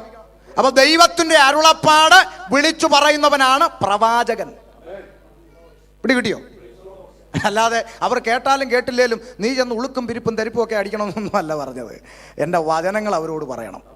അതാ പ്രവാചകൻ. ഇപ്പൊ പ്രവാചകൻ ഇല്ലെന്നല്ല പറഞ്ഞത്, ദൈവത്തിന്റെ അരുളപ്പാട് പറയുന്നവൻ പ്രവാചകനാ. മടങ്ങി വരാം. അപ്പോൾ ദൈവത്തിന്റെ വചനം, ഒന്നാം സ്ഥാനം വചനം പ്രസംഗിക്കുമോ എന്ന് ചോദിച്ചിരുന്ന സ്ഥാനത്ത് ഇന്ന് ദൂത് പറയുമോ എന്ന നിലയിലേക്ക് വചനം സെക്കൻഡറിയായി. എന്നാൽ ഇന്ന് ഒന്നാമത്തെ ദൂത് നിങ്ങൾക്ക് കൈമാറാം. ഈ അന്ത്യകാലത്ത് പിശാചിനോട് ജയിക്കണമെങ്കിൽ പോരാ, വിശ്വാസത്തിൽ നിലനിൽക്കണമെങ്കിൽ മനുഷ്യപുത്രം വരുമ്പോൾ വിശ്വാസം കണ്ടെത്തുമോ എന്ന ചോദ്യം ഇപ്പോഴും ചോദ്യമായി തന്നെ കിടക്കുമ്പോൾ അതിനൊരു മറുപടി കണ്ടെത്തണമെങ്കിൽ ഒരൊറ്റ വഴിയേ ഉള്ളൂ, ദൈവവചനത്തിലേക്ക് മടങ്ങി വരണം. വചനത്തിന് ഒന്നാം സ്ഥാനം കൊടുക്കണം. പിശാച് പേടിക്കുന്ന ഒരു ആയുധം ഉണ്ടെങ്കിൽ ദൈവത്തിന്റെ വചനം. അത് തെളിയിക്കാൻ പോവുക. നിന്റെ ക്യാൻസർ മാറിയെന്നും പറഞ്ഞ് സ്റ്റേജിൽ കയറിയെന്നും മോങ്ങിയെന്നും പറഞ്ഞൊന്നും പിശാച് പേടിക്കുകയല്ല. ക്യാൻസർ മാറിക്കോട്ടെ, ദൈവത്തിന് മഹത്വം, അതിന് പിണക്കമൊന്നുമില്ല. പക്ഷെ ഇതൊന്നും പറഞ്ഞതുകൊണ്ട് പിശാച് പേടിക്കത്തില്ല. കാരണം അത്ഭുതത്തോടും അടയാളത്തോടും ഒന്നും പിശാചിന് ഒരു പിണക്കവും. അത് പറഞ്ഞപ്പോൾ പലരും മിണ്ടുന്നില്ല. പിണക്കമുണ്ടോ? ഒരു പിണക്കവും പിശാചിനില്ല. ഞാൻ തെളിയിക്കാൻ പോവുക. സാക്ഷാൽ ദൈവമായ യേശുക്രിസ്തുവിന്റെ മുമ്പിൽ. ആരുടെ മുമ്പിൽ? യേശുക്രിസ്തു ദൈവമാണോ? ഉണ്ടെന്നില്ല. പിന്നെ മൗനമൊന്നും പാടില്ല. യേശുക്രിസ്തു ദൈവമാണോ എന്ന് ചോദിച്ചാൽ അവിടെ പിന്നെ രണ്ടാമത്തൊരു വാക്കിന്റെ കാര്യമില്ല. അവൻ മഹാദൈവമെന്നാണ് എഴുതി വെച്ചേക്കും. സ്തോത്രം. എന്തിനാ ഇതൊക്കെ പറഞ്ഞെന്നറിയാമോ? 2002 വരെ യേശുക്രിസ്തു ദൈവമല്ലെന്നും അവൻ അയക്കപ്പെട്ട പ്രവാചകനാണെന്നും ആ യേശുവിനെ അയച്ച ഒരു പിതാവുണ്ടെന്നും ആ ദൈവത്തെയാണ് യേശു ഭൂമിയിൽ പഠിപ്പിച്ചതെന്നും ആ ദൈവമാണ് നമ്മൾ സേവിക്കുന്ന അല്ലാഹു എന്നുമൊക്കെ എന്നെ പഠിപ്പിച്ചു വളർത്തിയതാ ഒരു കാലം. അങ്ങനെ പഠിച്ചു വളർന്ന അനുഭവത്തിൽ നിന്നുകൊണ്ടാണ് 2002 യേശുക്രിസ്തു സത്യദൈവവും നിത്യജീവനുമാണെന്ന് ബോധ്യപ്പെട്ട് ഇതിനകത്തോട്ട് വന്നത്. ഇതിനകത്ത് വന്നപ്പോൾ ഇപ്പൊ ഇവിടെ കുറെ പേര് പറയുന്നു യേശു ദൈവമല്ലെന്ന് ചർച്ച നടക്കുക. എന്നാ പിന്നെ ഇവനൊക്കെ പൊന്നാനി പോയി തൊപ്പിയിട്ടൂടെ? വെറുതെ എന്തിനാ മെനക്കെട്ട് ഇതിനകത്ത് കിടന്ന് നാശം ഉണ്ടാക്കുന്നത്? അങ്ങനെ അല്ലെന്ന് പഠിച്ചിട്ടല്ലേ ഞാൻ അവിടെ നിന്ന് ഇങ്ങോട്ട് വന്നേ. നമ്മൾ ഇവിടെ പറഞ്ഞ യേശു ദൈവം അല്ലെന്ന്. പിന്നെ അങ്ങോട്ട് പോവോ? സ്വോത്രം. അപ്പൊ ശ്രദ്ധിച്ചേ, അപ്പൊ മഹാദൈവമായ യേശുക്രിസ്തുവിന്റെ മുമ്പിൽ വന്ന് നെഞ്ചു വിരിച്ചു വെല്ലുവിളിക്കുകയാണ് ആര്? പിശാച്. വായിച്ചിട്ടില്ലേ? യേശുവിനോട് വെല്ലുവിളിച്ചുകൊണ്ട് പിശാച് ആവശ്യപ്പെട്ടത് 3 കാര്യങ്ങൾ. സൺഡേ ക്ലാസ്സിന് അറിയാം 3 കാര്യം. പറ. 1. അയ്യോ, സൺഡേ ക്ലാസ്സിനും അറിയാന്ന് പറഞ്ഞിട്ട് വലിയവരാരും മിണ്ടുന്നില്ല. എന്താ 3 കാര്യം? 1, നീ ദൈവപുത്രനാണെങ്കിൽ ഈ കല്ല് അപ്പം കൽപ്പിക്കുക. 2, അയ്യോ ഇവരാരും കണ്ടിട്ട് പോലും ഇല്ലേ അത്. ഗോപുരത്തിന് മുകളിൽ താഴോട്ട് ചാടിക്കൊള്ളുക, ദൂതന്മാർ നിന്നെ കരങ്ങളിൽ വെച്ച് ഒന്നും പറ്റത്തില്ലെന്ന് പറഞ്ഞു. 3, എന്നെ ഒന്ന് വീണ് നമസ്കരിച്ചാൽ ഈ ലോകവും ഇതിൽ കാണുന്ന സകല പ്രതാപങ്ങളും ഞാൻ നിനക്ക് അങ്ങോട്ട് തരാം എന്ന് പറഞ്ഞാൽ ഇൻസ്റ്റന്റ് വിടുതൽ. കുനിഞ്ഞിട്ടെന്ന് പറഞ്ഞാൽ വിടുതല. എന്താ അങ്ങനല്ലേ? വേറെ ഡിമാൻഡ് വല്ലതും പറഞ്ഞു? ഒന്ന് കുനിഞ്ഞിട്ടെന്ന് പറഞ്ഞാൽ വിടുതലാണ്. ഈ ലോകവും ഇതിലുള്ള സകല അനുഗ്രഹങ്ങളും ഞാൻ അങ്ങോട്ട് തരാവുന്നു. പക്ഷേ ആ 3ാമത്തെ ഓഫർ, 3 ഓഫർ വെക്കുക യേശുവിൻ്റെ മുമ്പിൽ. 3ാമത്തെ ഓഫറിനകത്ത് ഒളിഞ്ഞിരിക്കുന്ന ഒരു മർമ്മമുണ്ട്. അതും കൂടെ അങ്ങ് കൈമാറാം. എന്താണെന്നറിയാമോ? നീ എന്നെ ഒന്ന് വീണ് നമസ്കരിച്ചാൽ ഈ ലോകവും ഇതിൽ കാണുന്ന സകല മഹത്വങ്ങളും കാണിച്ചിട്ട് പറഞ്ഞു ഇതെല്ലാം ഞാൻ നിനക്ക് തരാം. അതിനകത്ത് ഒളിഞ്ഞിരിക്കുന്ന ഒരു രഹസ്യം പറയട്ടെ. ഇനി നീ എന്നെ വീണ് നമസ്കരിച്ചില്ലേലും നിന്റെ പിതാവായ ദൈവം ഇത് നിനക്ക് തരും. തരത്തില്ലേ? കൊടുത്തോന്ന് കൊടുത്തു. മത്തായി 28:18 സ്വർഗത്തിലും ഭൂമിയിലും എനിക്ക് നൽകപ്പെട്ടു. കൊടുത്തില്ലേ? കൊടുത്തു. പക്ഷെ ഇത് മുമ്പേ കൊടുക്കുന്നതിന് മുമ്പേ വെച്ച് ഓഫറായത് അല്ലേ? മുമ്പേ വെക്കുക ഈ ലോകം ഇതിലുള്ള സകല പ്രതാപങ്ങളും ഞാൻ നിനക്ക് തരാം. അതിന്റെ അർത്ഥം ഇനി ഞാൻ നീ എന്നെ വീണ് നമസ്കരിച്ചില്ലേലും ഇത് ആര് തരും? നിന്റെ ദൈവം നിനക്ക് തരും.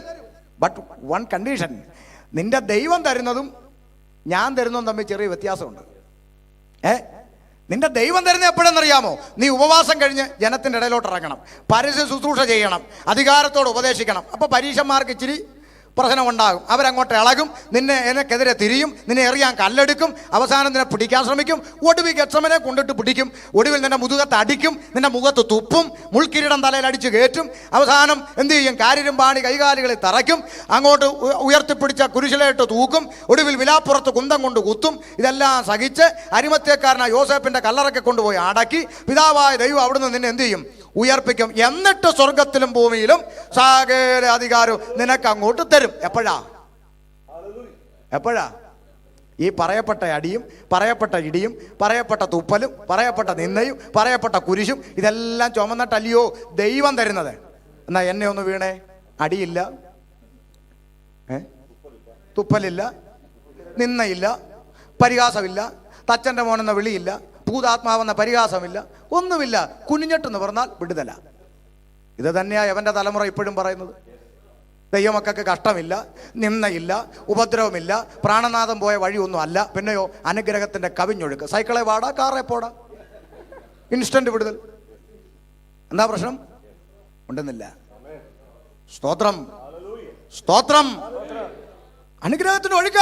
ദൈവം കുഞ്ഞുങ്ങൾക്ക് കഷ്ടമൊന്നുമില്ല, ഭാരമൊന്നുമില്ല, നിന്നയൊന്നുമില്ല, പരിഹാസമില്ലെന്നൊക്കെ പഠിപ്പിച്ചുകൊണ്ട് ഇവന്റെ തലമുറ ഇന്നും ഇത് പഠിപ്പിക്കുമ്പോൾ യേശു ക്രിസ്തു തെരഞ്ഞെടുത്തത് പിശാച് വെച്ച ഓഫർ അല്ല. കർത്താവ് തെരഞ്ഞെടുത്തു.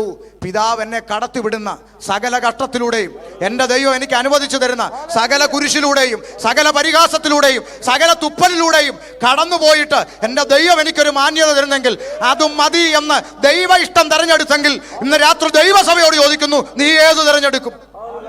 ഇൻസ്റ്റന്റ് വിടുതൽ തിരക്കി ഓടിക്കൊണ്ടിരിക്കുന്ന ഈ കമ്പ്യൂട്ടർ യുഗത്തിൽ ഈ ചിന്ത ഹൃദയത്തിൽ ഇരിക്കട്ടെ. ഏത് തെരഞ്ഞെടുക്കും? ആമേൻ. കർത്താവ് ദൈവേഷ്ടം തെരഞ്ഞെടുത്തു. ആമേൻ. അതാ ഇൻസ്റ്റന്റ് വിടുതലും കൊണ്ടുവരും. ഇന്ന് ടി വിക്കകത്തൂടെ ഫിനാൻഷ്യൽ ബ്രേക്ക് ത്രൂ. എന്താ ത്രൂ? കച്ചു ഫിനാൻഷ്യൽ ബ്രേക്ക് ത്രൂ അങ്ങ് പറ. എന്തോ സാമ്പത്തികത്തിന്റെ കെട്ടഴിക്കാൻ പോവാന്ന്, കെട്ടഴിക്കാൻ പോവാന്ന്.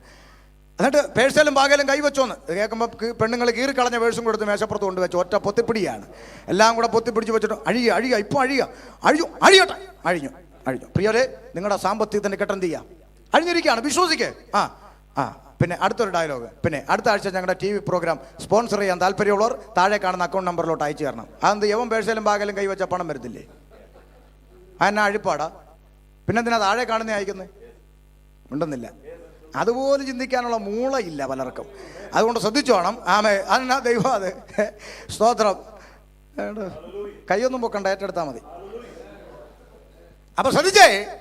എന്നാൽ കർത്താവ് തെരഞ്ഞെടുത്തത് ദൈവം കടത്തിവിടുന്ന എല്ലാ വഴിയിലൂടെയും ആ യേശുവിന്റെ വഴിയാണ് യേശുവിനെ അനുഗമിക്കുന്നവനും പോകുന്നത്. സ്തോത്രം. ഇടുക്കവും ഞെരുക്കവും ഉള്ള പാത, അതാ കർത്താവിന്റെ കുഞ്ഞുങ്ങൾ അനുഗമിക്കുന്ന പാത. ശ്രദ്ധിച്ചോ. ഇനി അതങ്ങ് വിടുക. ഈ 3 ഓഫറുകൾ പിശാച് യേശുവിന്റെ മുമ്പിൽ വെച്ചു. അതാ നമ്മൾ ചിന്തിച്ചുകൊണ്ട് വന്ന വിഷയം. എന്റെ ചോദ്യം നിങ്ങളോട്, ഇത് 3 അത്ഭുതമാണോ അല്ലയോ? പറ. ഉണ്ടെന്നില്ല ആരും. അത്ഭുതമാണോ? ചേട്ടാ എന്തു ആ ജോക്കുര്യൻ ഭാഷ, നിങ്ങളുടെ ജോക്കുര്യൻ ഭാഷ അവിടുന്ന് 5-6 കല്ല് വാരി മേശപ്പുറത്ത് കൊണ്ട് വെച്ചിട്ട് യേശുവിൻ്റെ നാമത്തിൽ അപ്പം ആവട്ടെന്ന് പറഞ്ഞു. ആവി പറക്കുന്ന അപ്പം അത്ഭുതമാണോ അല്ലയോ? അതന്നെല്ലയോ നേരത്തെ ചോദിച്ചേ? സ്തോത്രം. അത്ഭുതമല്ലേ? അതെ.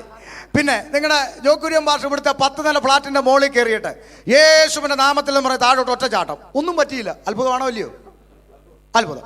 പിന്നെ മൂന്നാമത്തത് ഇൻസ്റ്റന്റ് വിടുതൽ. ഭാഷ ഇവിടെ ഒരു സൂപ്പർ ലോട്ടോ 10 കോടി എടുത്തിട്ട് പറഞ്ഞു, ഓ യേശുവിൻ്റെ പുറകെ കിടന്നിട്ട് യേശു ഇതുവരെ മാനിച്ചൊന്നുമില്ല. അപ്പുറത്ത് സാത്താൻ വർഷിപ്പുണ്ട്, ലവന്മാർ ഇരുന്ന് ആരാധിക്കുന്നുണ്ട്. അങ്ങോട്ട് ചെന്നിട്ട് പറഞ്ഞു, സാത്താനെ നീയെങ്കിലും ഒന്ന് സഹായിക്ക്, കുനിഞ്ഞിട്ടെന്ന് പറഞ്ഞു. വൈകിട്ടിൽ റിസൾട്ട് വന്നപ്പം 10 കോടി. അത്ഭുതമാണോ അല്ലയോ? അത്ഭുതം. ഇത് 3 ആവശ്യപ്പെട്ടതാരാ? പറ. പിശാച്. അപ്പം പിശാചിന് അത്ഭുതത്തോട് വല്ല പണക്കമുണ്ടോ? അത്രേ പറഞ്ഞോളൂ ഞാനും. സ്വതന്ത്രം. എന്നാൽ ഇനി അടുത്ത ചിന്ത കേട്ടോണം. പിശാചിന്റെ വെല്ലുവിളി കേട്ട് അത്ഭുതം കാണിച്ച് ദൈവപുത്രനാണെന്ന് തെളിയിക്കാൻ യേശു നിന്നില്ല. കേൾക്കുന്നുണ്ടോ? പിതാവേ, ഇവൻ വെല്ലുവിളിക്കുന്നു, ഞാൻ ദൈവപുത്രനാണെന്ന് ഇപ്പൊ തെളിയിക്കേണ്ടതിന് ഈ കല്ല് ഇപ്പൊ തന്നെ അപ്പമാട്ടെ തുപ്പി അവിടെ കിടന്ന്. യേശു അവിടെ കിടന്ന് തുപ്പിയൊന്നുമില്ല. കാരണം എന്തെന്നറിയാമോ? എടാ കുഞ്ഞമ്മയുടെ ഉളുക്ക് മാറ്റി ദൈവമാണെന്ന് തെളിയിക്കേണ്ട ഗതികേട് എൻ്റെ കർത്താവിനില്ല. സ്തോത്രം. ഇന്ന് ചിലർ ചേച്ച പറയുക, ഈ ദൈവമാണെന്ന് തെളിയിക്കേണ്ട സമയമാണ് യേശു ഇത്, ഇപ്പൊ തെളിയിക്ക. ഇവിടെ ഉളുക്ക് മാറ്റിയിട്ട് തെളിയിക്കണമെന്ന് യേശു ദൈവമാണെന്ന്.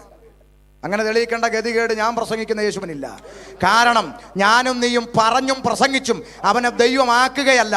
അവൻ മഹാദൈവമായതുകൊണ്ടാണ് നമ്മൾ അവനെ പ്രസംഗിക്കുന്നത്. അവൻ മഹാദൈവമായതുകൊണ്ടാണ് നമ്മൾ അവനെ ആരാധിക്കുന്നത്. അല്ലാതെ ലോക മനുഷ്യർ ചെയ്യുന്ന പോലെ ഇല്ലാത്തത് എന്തെങ്കിലും പറഞ്ഞ് പെരുപ്പിച്ച്, പല്ലി കടിച്ചാ പാമ്പ് കടിച്ചെന്ന് സ്റ്റേജിൽ കയറി പറഞ്ഞ് എന്തെങ്കിലുമൊക്കെ പറഞ്ഞ് സുഖിപ്പിച്ച് ദൈവമാക്കേണ്ട ഗതികേട് യേശുവിനില്ല.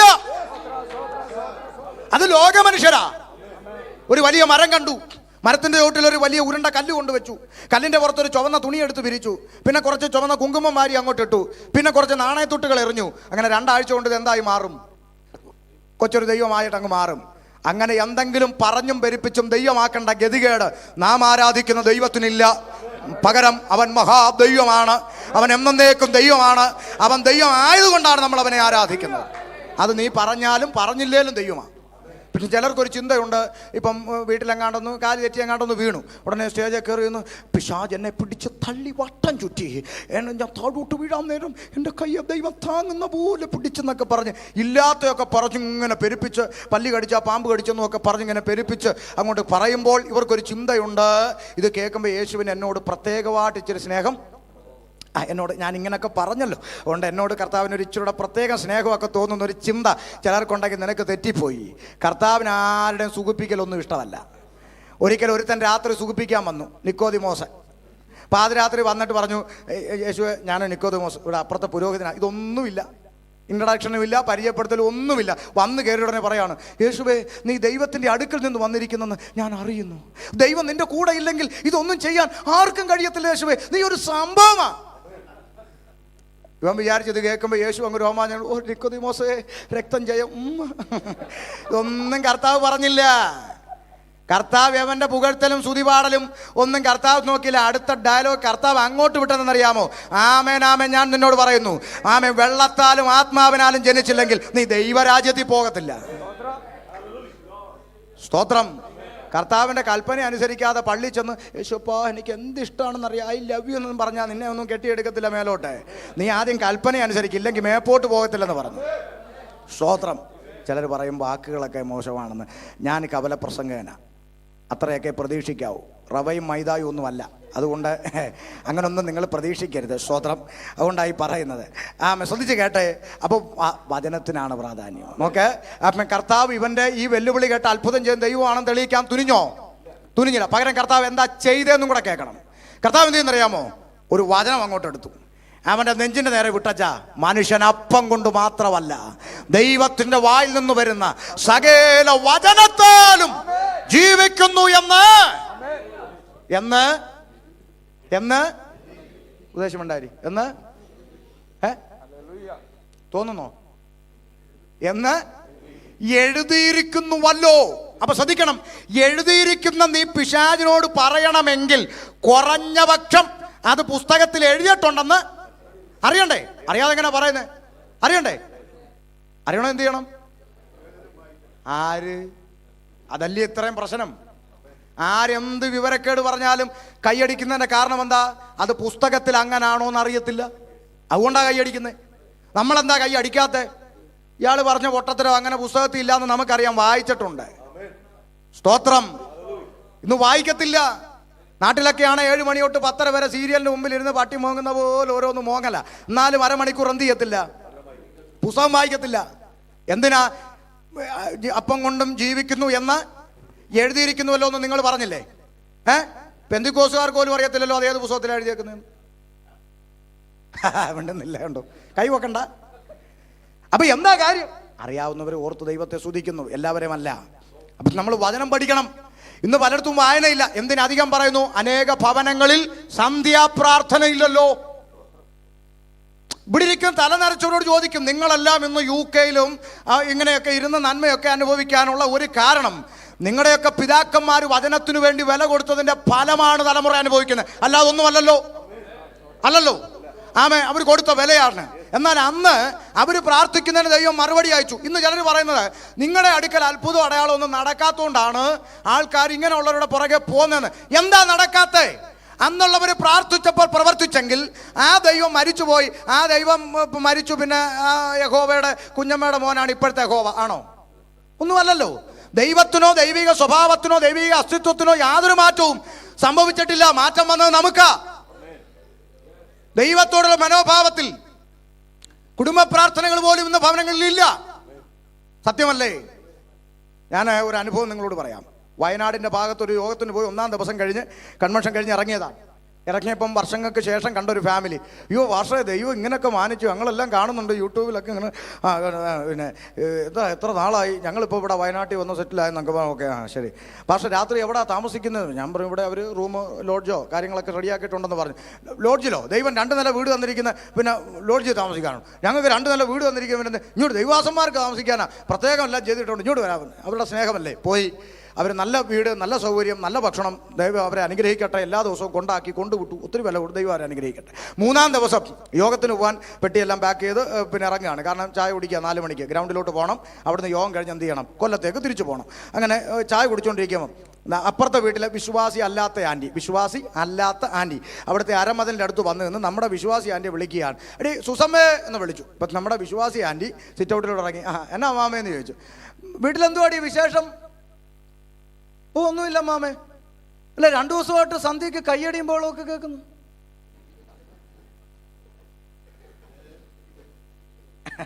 മനസ്സിലായില്ല. അപ്പൊ ജാതിയായ ആൻറ്റിക്ക് ഒരു സംശയം. 2 ദിവസമായിട്ട് വിശ്വാസി ആൻറ്റിയുടെ വീട്ടിൽ സന്ധ്യക്ക് കയ്യടിയും പാട്ടും ബഹളമൊക്കെ എന്തുവാ വിശേഷമെന്ന് പിടികിട്ടിയോ? അത്രയും മനസ്സിലാക്കിയാൽ മതി. പിന്നെ പാസ്റ്റർമാർ വന്ന കുടുംബ പ്രാർത്ഥന നടക്കാതിരിക്കാൻ പറ്റും. ഇപ്പോൾ പാസ്റ്റർ അവിടെ നിന്ന്. അപ്പോൾ പല വീട്ടിലും സന്ധ്യാപ്രാർത്ഥന നടക്കണമെങ്കിൽ ഇപ്പോൾ ആര് വരണം? പാസ്റ്റർ വണ്ടി ദൂരെ നിന്ന് കാണുമ്പോഴേ എടാ പാസ്റ്റർ വരുന്നടാ, TV നിർത്തടാന്ന് പറഞ്ഞ ബഹളമാണ്, തള്ള. അപ്പം കയറി വരുമ്പോൾ ഒരു ഡയലോഗ് അതാ ഒട്ടും സഹിക്കാൻ വയ്യാത്ത. കാരണം ഈ പാസ്റ്റർ ഒന്ന് വിളിച്ചു പറഞ്ഞു വെച്ച് വരത്തില്ല, എന്തെങ്കിലും ഒന്ന് കരുതി വെക്കണമെന്ന് വിചാരിച്ചപ്പോൾ പാസ്റ്റർ കരുതി വെക്കാനൊന്നുമല്ല, ഇതൊക്കെ ഓഫ് ചെയ്തിട്ട് മര്യാദയ്ക്ക് ഇരിക്കാനുള്ള സൂത്രമാണ്. അപ്പം ഭവന പ്രാർത്ഥന പോലും എന്ത് ചെയ്തിരിക്കുക? നമ്മൾ മനസാക്ഷി കുത്തണം. പത്രോസ് ദൈവവചനം പ്രസംഗം കുത്തുകൊണ്ടെങ്കിൽ പലരുടെ ഉള്ളത്തിലൊരു കത്തി കയറും. കാരണം ശരിയാ, തിരിഞ്ഞു നോക്കുമ്പോൾ ദൈവം നടത്തിയ വഴികളെ ഓർക്കുമ്പോൾ ദൈവത്തിന് നന്ദി പറയുന്ന അനുഭവങ്ങളും ഒക്കെ ഇന്ന് നിന്നുപോയിരിക്കുന്നു. അവിടെയാണ് നമ്മുടെ പരാജയം എന്ന് തിരിച്ചറിയണം. സ്തോത്രം. വചനത്താലും ജീവിക്കുന്നു എന്ന് എഴുതിയിരിക്കുന്നു. അവന്റെ നേരെ ദൈവവചനമെന്ന ഇരുവായ്ത്തലയുള്ള ഏതുവാളിനേക്കാളും മൂർച്ചയേറിയതും സദ്യമധ്യ മാംസങ്ങളെ വേർപിടിവിക്കും വരെ തുളച്ചു ചെല്ലുന്ന ജീവന്റെ വചനം അവന്റെ നെഞ്ചിന് നേരെ തൊടുത്തു. പിശാച് ഓടിപ്പോയി. വചനമാണ് ആയുധം. ദൈവവചനത്തിലേക്ക് മടങ്ങി വരണം. ആദിമ നൂറ്റാണ്ടിലെന്ന പോലെ ദൈവവചനത്തിന്റെ പഥ്യോപദേശത്തിലേക്ക് മടങ്ങി വരണം. അത്ഭുതം നടന്നോട്ടെ, അടയാളം നടന്നോട്ടെ, അതെല്ലാം സെക്കൻഡറി ആയിരിക്കട്ടെ. 1-ാം സ്ഥാനം ദൈവത്തിന്റെ വചനത്തിന് കൊടുക്കണം. നമ്മുടെ ചിന്തയിലേക്ക് തിരിച്ചു വരാം. പുരുഷാരം ദൈവവചനം കേൾക്കേണ്ടതിന് അവനെ എത്തിക്കൊണ്ടിരുന്നു. അടുത്ത ഭാഗം വായിച്ചു താഴോട്ടെ. ഇരിക്കയിൽ 2 പടക് കരയ്ക്കടുത്ത് നിൽക്കുന്നത് കണ്ടു. അപ്പൊ 1-ലധികം പടകുണ്ടെന്ന് അർത്ഥം. അടുത്തത്, അവയിൽ നിന്ന് മീൻ പിടിക്കാർ എന്ന് പറയുമ്പോൾ 1-ലധികം മീൻപിടുത്തക്കാരുണ്ട്, 1-ലധികം പടകളുണ്ടെന്ന് അർത്ഥം. വല കഴുകിക്കൊണ്ടിരിക്കുന്നു. അടുത്തത് ആ പടകുകളിൽ അപ്പൊ അവിടെയും ബഹുവചനമാണ്. ഒന്നിലധികം പടകുകളുണ്ട്, ഒന്നിലധികം മീൻപിടുത്തക്കാരുണ്ട്. ആ പടകുകളിൽ ശീമോൻ ഉള്ളതായ ഒന്നിൽ അവൻ കയറി. നിൽക്കട്ടെ, ഇനി ശ്രദ്ധിച്ചേ, അവിടെ നിർത്തി ചിന്തിച്ചു പോവുക. ശീമോൻ ഉള്ളതായ ഒന്നിൽ അവൻ കയറി. അപ്പോൾ ഒന്നിലധികം പടക് അവിടെയുണ്ട്, ഒന്നിലധികം മീൻപിടുത്തക്കാരുണ്ട്. പക്ഷെ ഇതിൽ ശീമോന്റെ പടകിലാണ് യേശു കയറിയത്. യേശു ആമേൻ ശീമോനാകുന്നവൻ രാത്രി മുഴുവൻ അധ്വാനിച്ചു, നെത്തോലി പോലും കിട്ടിയില്ല അല്ലേ? ആമേൻ ഉറക്കമുളപ്പിന്റെ ക്ഷീണം, കാറ്റും കോളും സഹിച്ചു, ആമൻ ഒത്തിരി സഹിച്ചു. പക്ഷേ ഒരു ചെറുമീൻ പോലും കിട്ടിയില്ല. അങ്ങനെ വല കഴുകിക്കൊണ്ടിരിക്കുക. വല കഴിയുമ്പോൾ 100 ചിന്തകളുണ്ട് ഹൃദയത്തിൽ. കാരണം വൈകുന്നേരത്തെ ബ്ലേഡുകാരൻ വരുമല്ലോ, ആര്? സക്കായി പിരിക്കാൻ. അപ്പോൾ അവൻ എന്തോ കൊടുക്കും അറിയത്തില്ല. വീട്ടിലെ കാര്യങ്ങൾ എങ്ങനെ, കുഞ്ഞുങ്ങളുടെ കാര്യം എങ്ങനെ, കുടുംബകാര്യം എങ്ങനെ, വിവിധ ചിന്താകുലങ്ങൾ ഹൃദയത്തിനകത്തുണ്ട്. കാരണം അമ്മായിയമ്മ ഉണ്ടെന്ന് എഴുതിയിട്ടുണ്ടല്ലോ, അതുകൊണ്ട് കുടുംബം ഉണ്ടല്ലോ, അതുകൊണ്ടാണ് പറഞ്ഞത്. അപ്പോൾ അതുകൊണ്ട് കുടുംബം, കുഞ്ഞുങ്ങൾ, ഇങ്ങനെയുള്ള കാര്യങ്ങളൊക്കെ ചിന്തിച്ച് ഹൃദയം നുറുങ്ങി ഇങ്ങനെ നിൽക്കുകയാണ്. അപ്പോൾ ആമെ പടകിൽ ഒരല്പസമയം ദൈവവചനം പ്രസംഗിച്ചോട്ടെ എന്ന് കർത്താവ് ചോദിക്കുക. അപ്പം നിങ്ങൾ പറയും, ചോദിച്ചതായിട്ട് ബൈബിളിൽ ഇല്ലല്ലോ, പിന്നെ പാസ്റ്റർ എന്താ അങ്ങനെ പറഞ്ഞെന്ന് ചോദിച്ചാൽ, ചോദിക്കാതെ കയറുന്ന ശീലം യേശുവിനില്ല. അനുവാദം ചോദിക്കാതെ കയറുന്ന ശീലം യേശുവിനില്ല. കാരണം വെളിപ്പാട് പഠിക്കുമ്പോൾ കാണുന്നുണ്ട്, ഞാൻ വാതിക്കൽ നിന്ന് മുട്ടുന്നു. എന്നിട്ട് എന്താ പറഞ്ഞേ? ആരെങ്കിലും എൻ്റെ ശബ്ദം കേട്ട് തുറന്നാൽ എന്ത് ചെയ്യാം? തുറന്നില്ലേ ചവിട്ടി തുറക്കും, അങ്ങനെ വല്ലതും പറഞ്ഞു? തുറക്കടാ, തുറന്നില്ലെങ്കിൽ അങ്ങനെ ഒന്നും പറഞ്ഞിട്ടില്ല. അപ്പോൾ അനുവാദം കർത്താവിന് ആവശ്യമുണ്ട്. അപ്പോൾ ഈ പടകിൽ അല്പസമയം ദൈവവചനം പ്രസംഗിച്ചോട്ടെ എന്ന് ചോദിക്കുകയാണ്. ഈ വേദപുസ്തകത്തിൽ ശ്രദ്ധിക്കൂ, വളരെ ഒരു ചിന്ത നമ്മൾ ചിന്തിക്കാൻ പോവാ. വേദപുസ്തകത്തിൽ പലയിടത്തും ഈ പടകിനെ കുടുംബത്തോട് കമ്പയർ ചെയ്തിട്ടുണ്ട്, എന്ന് വെച്ചാൽ ഉപമിച്ചെഴുതിയിട്ടുണ്ട്. കർത്താവ് മർക്കോസ് സുവിശേഷം 4:34 പഠിക്കുമ്പോൾ എന്താ വായിക്കുക? 4:34 ഉപമ കൂടാതെ അവനൊന്നും പറഞ്ഞില്ല. ഞാൻ അതൊക്കെ പറയുമ്പോൾ ഒത്തിരി ആഴത്തിൽ പോകേണ്ട കാര്യങ്ങളുണ്ട്. നമ്മൾ ഈ വേദപുസ്തകത്തിൻ്റെ ദൈവീകത പഠിക്കുമ്പോൾ, ബൈബിൾ ദൈവവചനമാണെന്ന് പഠിക്കുമ്പോൾ നമ്മൾ തരംതിരിച്ച് പഠിക്കണം. ദൈവവചനത്തിൽ ദൈവം നേരിട്ട് അരുളി ചെയ്ത വചനങ്ങളുണ്ട്, സംഭവങ്ങൾ ഉണ്ട്, ഉപമകൾ ഉണ്ട്, ആലങ്കാരിക പ്രയോഗങ്ങൾ ഉണ്ട്, അക്ഷരീക എഴുത്തുകൾ ഉണ്ട്, അഭിപ്രായങ്ങൾ ഉണ്ട്. അതുപോലെ പിശാച് തൻ്റെ നാവ് കൊണ്ട് പറഞ്ഞ വാക്കുകളും രേഖപ്പെടുത്തിയിട്ടുണ്ട്. ഇതിനെ തരംതിരിച്ച് വേണം നമ്മൾ ദൈവവചനത്തിൻ്റെ ആധികാരികത പഠിക്കാൻ. ഇന്നത്തെ തലമുറയ്ക്ക് പറ്റിയ ഒരു പ്രശ്നം അവിടെയാണ്. ഈ ഉപമയും ആലങ്കാരികവും ഒക്കെ എടുത്ത് അക്ഷരാർത്ഥത്തിൽ എന്ത് ചെയ്യും? അങ്ങ് വ്യാഖ്യാനിക്കും. അവിടെയാണ് ദുരുപദേശങ്ങൾ ഉണ്ടാകുന്നത്. ഇവിടെ കിട്ടുന്നുണ്ടോ? തലയിൽ കയറിയില്ല. പറഞ്ഞുതരാം, 1-2 കാര്യം പറഞ്ഞുതരാം. ഈ അടുത്ത കാലത്തായിട്ട് പെന്തക്കോസിനകത്ത് ഇങ്ങനെ ചില ടീമുകൾ ഇറങ്ങിയിട്ട് അഗ്നി അഭിഷേകം, തീ തീ പ്രാപിച്ചോ, തീ കത്തട്ടെ, തീ കത്തിക്കാൻ നടക്കുകയാണ് ഫയർ. അപ്പം ഇവർ പറയുന്ന പരിശുദ്ധാത്മാവ് തീയാണെന്ന്. അപ്പോൾ അതെന്താ ഇവരിങ്ങനെ പഠിപ്പിക്കുന്നതെന്ന് ഒന്ന് പുറകെ പോയപ്പം മനസ്സിലായി. 2 വാക്യങ്ങൾ എടുത്താ ഈ പിള്ളേരെ കത്തിക്കുന്നത് എന്ന് പറയും. 1, അഗ്നിജ്വാല പോലെ പിളർന്നിരിക്കുന്ന നാവ്. 2, എൻ്റെ പിന്നാലെ വരുന്നവൻ പരിശുദ്ധാത്മാവിനാലും തീയാലും. ഇത് 2 എടുത്തിട്ടാണ് പരിശുദ്ധാത്മാവിനെ എന്താക്കുന്നത്? തീയാക്കുന്നത്. ഉപമിക്കുകയല്ല, തീ എന്ന് പറയാം. എന്നാൽ ഈ 2 ഭാഗം നമ്മൾ പഠിച്ച്, 1 അഗ്നിജ്വാല പോലെ. ഈ പോലെ എന്ന് പറഞ്ഞ പദം എന്തിനെ കുറിക്കുന്നു? മലയാളം പഠിച്ചവരായിരിക്കുമല്ലോ. ഇപ്പോഴത്തെ പിള്ളേർക്ക് അറിയത്തില്ലെങ്കിലും നാട്ടിൽ നിന്ന് വന്നവർക്ക് അറിയാമല്ലോ. നാട്ടിൽ നിന്ന് വന്നവർക്ക് മലയാളം മൊത്തം പറഞ്ഞിട്ടൊന്നുമില്ലല്ലോ. കാരണം 3 മാസം ഇങ്ങോട്ട് വന്നിട്ട് ഒരു പുള്ളി നാട്ടിൽ തിരിച്ചു വന്നിട്ട് പറയുന്നത്, നിങ്ങളൊക്കെ തേങ്ങാന്ന് പറയുന്ന പോലെ എനിക്ക് തേങ്ങേന്ന് പറയാൻ അറിയത്തില്ലെന്ന്. 3 മാസം ആൾ ഇങ്ങോട്ട് വന്നിട്ട് അപ്പോഴത്തേക്ക് തേങ്ങാനായി. അപ്പം എന്ന് പറയുന്ന പോലെ അങ്ങനൊന്നും മറക്കരുത്. അപ്പോൾ ശ്രദ്ധിക്കുക, പോലെ എന്ന പദം വന്നാൽ എന്താണെന്നാ പറഞ്ഞേ? ഉപമ. ഒന്നിനൊന്നോട് സാദൃശ്യം ചൊന്നാൽ ഉപമയാമത്. ഈ പോലെ എന്ന പദം പലയിടത്തും വേദപുസ്തകത്തിൽ ഉപയോഗിച്ചിട്ടുണ്ട്. നിങ്ങൾക്കറിയാമോ? കോഴി തൻ്റെ കുഞ്ഞുങ്ങളെ ചിറകിൻ കീഴെ മറയ്ക്കുന്നത് പോലെ പലവട്ടം നിന്നെ ചേർപ്പാൻ എനിക്ക്. അതാരാ എനിക്കെന്ന് പറയുന്ന? ആരാ? ദൈവം. യഹോവയായ ദൈവം പറയാം, എനിക്ക് നിന്നെ ചേർക്കാൻ മനസ്സായിരുന്നു. അപ്പൊ എനിക്കെന്ന് പറഞ്ഞാൽ ദൈവത്തെ അവിടെ കമ്പയർ ചെയ്ത് ഉപമിച്ചത് എന്തിനോടാ? കോഴി. അപ്പൊ യഹോവ കോഴിയാണോ? വ്യാഖ്യാനം പോകുന്ന പോകെ. അപ്പൊ പോലെ എന്ന പദം ഉപമയാണ്. ഇനി മറ്റൊടുത്ത് നമ്മൾ മത്തായി 3:13, അനന്തരം യേശു യോഹന്നാനെ സ്നാനമേൽക്കുവാൻ ഗലീലയിൽ നിന്ന് യോർദാങ്കരെ അവൻ്റെ അടുക്കൽ വന്ന് യോഹന്നാനോ അവനെ വിലക്കി, നിന്നാ സ്നാനമേൽക്കാൻ എനിക്ക് ആവശ്യം, പിന്നെ നീ എൻ്റെ അടുക്കൽ വരുന്നുവോ എന്ന് ചോദിച്ചാൽ അവൻ ഇങ്ങനെ സകല നീതി നിവർത്തിക്കേണ്ട നമുക്ക് ഇപ്പോൾ സമ്മതിക്കാം എന്നാറെ അവനവനെ സമ്മതിച്ചു. അടുത്ത വാക്ക്, യേശു സ്നാനമേറ്റ ഉടനെ വെള്ളത്തിൽ നിന്ന് കയറി, അപ്പോൾ പരിശുദ്ധാത്മാവ് പ്രാവെന്ന പോലെ. അപ്പൊ അവിടെ പരിശുദ്ധാത്മാവിനെ ഉപമിച്ച് എന്തിനോടാ? പ്രാവ്. അപ്പൊ നിങ്ങൾ യോഗം കഴിഞ്ഞ് അങ്ങോട്ട് ഇറങ്ങുമ്പോൾ റോഡിൽ ഒരു പ്രാവ് ഇരിക്കുക. ആത്മാവേ യോഗത്തിന് വരാൻ എന്താ? ഇന്ന് എൻ്റെ വീട്ടിൽ വരുമോ പ്ലീസ്? വിളിച്ചോണ്ട് പോകാറുണ്ടോ? കാരണം നമുക്കറിയാതെ ഉപമയാണ്. വെളിപ്പാട് എഴുതിയ യോഹന്നാൻ പറയുകയാണ്, അതാ ദൈവത്തിന്റെ സന്നിധിയിൽ അറുക്കപ്പെട്ടിട്ടും നിൽക്കുന്നത് പോലെ ഒരു കുഞ്ഞാടിനെ കണ്ടു. ഞാൻ ചോദിക്കട്ടെ, നിങ്ങൾ ഇവിടെ ഏതെങ്കിലും ഇറച്ചിക്കടയിൽ പോയി നോക്കൂ, ഒരു ആട് അറുത്തിട്ട് എഴുന്നേറ്റ് നിൽക്കുമോ? നിൽക്കുമോ? നിൽക്കത്തില്ല. യോഹന്നാൻ പറയാം അറുക്കപ്പെട്ടിട്ടും നിൽക്കുന്നു. അർത്ഥാൽ മരിച്ചിട്ടും മരണത്തെ ജയിച്ച് അവൻ ഉയർത്തെഴുന്നേറ്റ് ദൈവത്തിന്റെ വലത്തുഭാഗത്ത് ജീവനോടെ നിൽക്കുന്ന യേശുക്രിസ്തുവിനെ കുഞ്ഞാടിനോട് ഉപമിച്ചു. അർത്ഥാൽ യോഗം കഴിഞ്ഞ് അങ്ങോട്ട് ഇറങ്ങുമ്പോൾ ഒരു കുഞ്ഞാട് നിൽക്കുക, യോ യേശുപ്പ എൻ്റെ വീട്ടിൽ വാപ്പ പറയാറുണ്ടോ? ഇല്ല. ഇരമ്യാവ് 18:6 ഇസ്രായേൽ ജനമേ, കളിമണ്ണ് കുശവന്റെ കയ്യിൽ ഇരിക്കുന്നത് പോലെ നിങ്ങൾ എൻ്റെ കയ്യിലിരിക്കുന്നു. അപ്പൊ അവിടെ ദൈവത്തെ കുശവനോടും കളിമണ്ണിനെ ഇസ്രായേലിനോടും ഉപമിച്ചു. അതിന്റെ അർത്ഥം ദൈവം കുശവനാണെന്നാണോ? അപ്പൊ പോലെ, അഗ്നിജ്വാല പോലെ എന്ന് എടുത്ത് തീയോട് ഉപമിച്ചിരിക്കുന്നു. ഉപമയാണത്. ഇനി യോഹന്നാൻ വിളിച്ചു പറഞ്ഞു, എൻ്റെ പിന്നാലെ വരുന്നവൻ പരിശുദ്ധാത്മാവിനാലും തീയാലും സ്നാനം കഴിപ്പിക്കുക. അതുകൂടെ പരിശോധിക്കാം. ആമേ. നമുക്കെല്ലാം ഒരു പ്രശ്നമുണ്ട്. ഈ മുമ്പും പുറകും ഉള്ളത് എന്ത് ചെയ്യത്തില്ല, വായിക്കത്തില്ല. നടുക്കത്തത് വരയിട്ട് വെക്കും. ശരിയല്ലേ? ഇരിപ്പ് കണ്ട അങ്ങനെ അല്ലെന്ന് എന്നാ തെളിയിക്കാം. ദൈവത്തെ സ്നേഹിക്കുന്നവർക്ക്, നിർണയപ്രകാരം വിളിക്കപ്പെട്ടവർക്ക് സകലവും നന്മയ്ക്കായി. അത് തന്നെ ഞാനും പറഞ്ഞോളൂ. അപ്പൊ തൊട്ട് താഴെ യോഹന്നാൻ പറയുകയാണ്, വീശുമുറം അവന്റെ പക്കലുണ്ട്. അവന്റെ ചെരുപ്പിന്റെ വാരഴിപ്പാൻ ഞാൻ യോഗ്യനല്ല. കാരണം എന്താ? അവൻ വീശാൻ അധികാരമുള്ളവൻ. അവൻ വീശും, നല്ലത് വേർതിരിക്കും, ആകാത്തത് പതിരെല്ലാം അവൻ എന്ത് ചെയ്യും? തീയിലിട്ട് അവൻ ചുട്ടുകളയും. അർത്ഥാൽ എൻ്റെ പിന്നാലെ ഒരുവൻ വരുന്നുണ്ട്, അവൻ വിശ്വസിക്കുന്നവനെ പരിശുദ്ധാത്മാവിനാലും വിശ്വസിക്കാത്തവനെ തീയിലിട്ട് കളയാനും അധികാരമുള്ളവൻ. അർത്ഥാൽ ന്യായം വിധിക്കാൻ അധികാരമുള്ള യേശുക്രിസ്തുവിന്റെ അധികാരത്തെയാണ് യോഹന്നാൻ വെളിപ്പെടുത്തിയത്.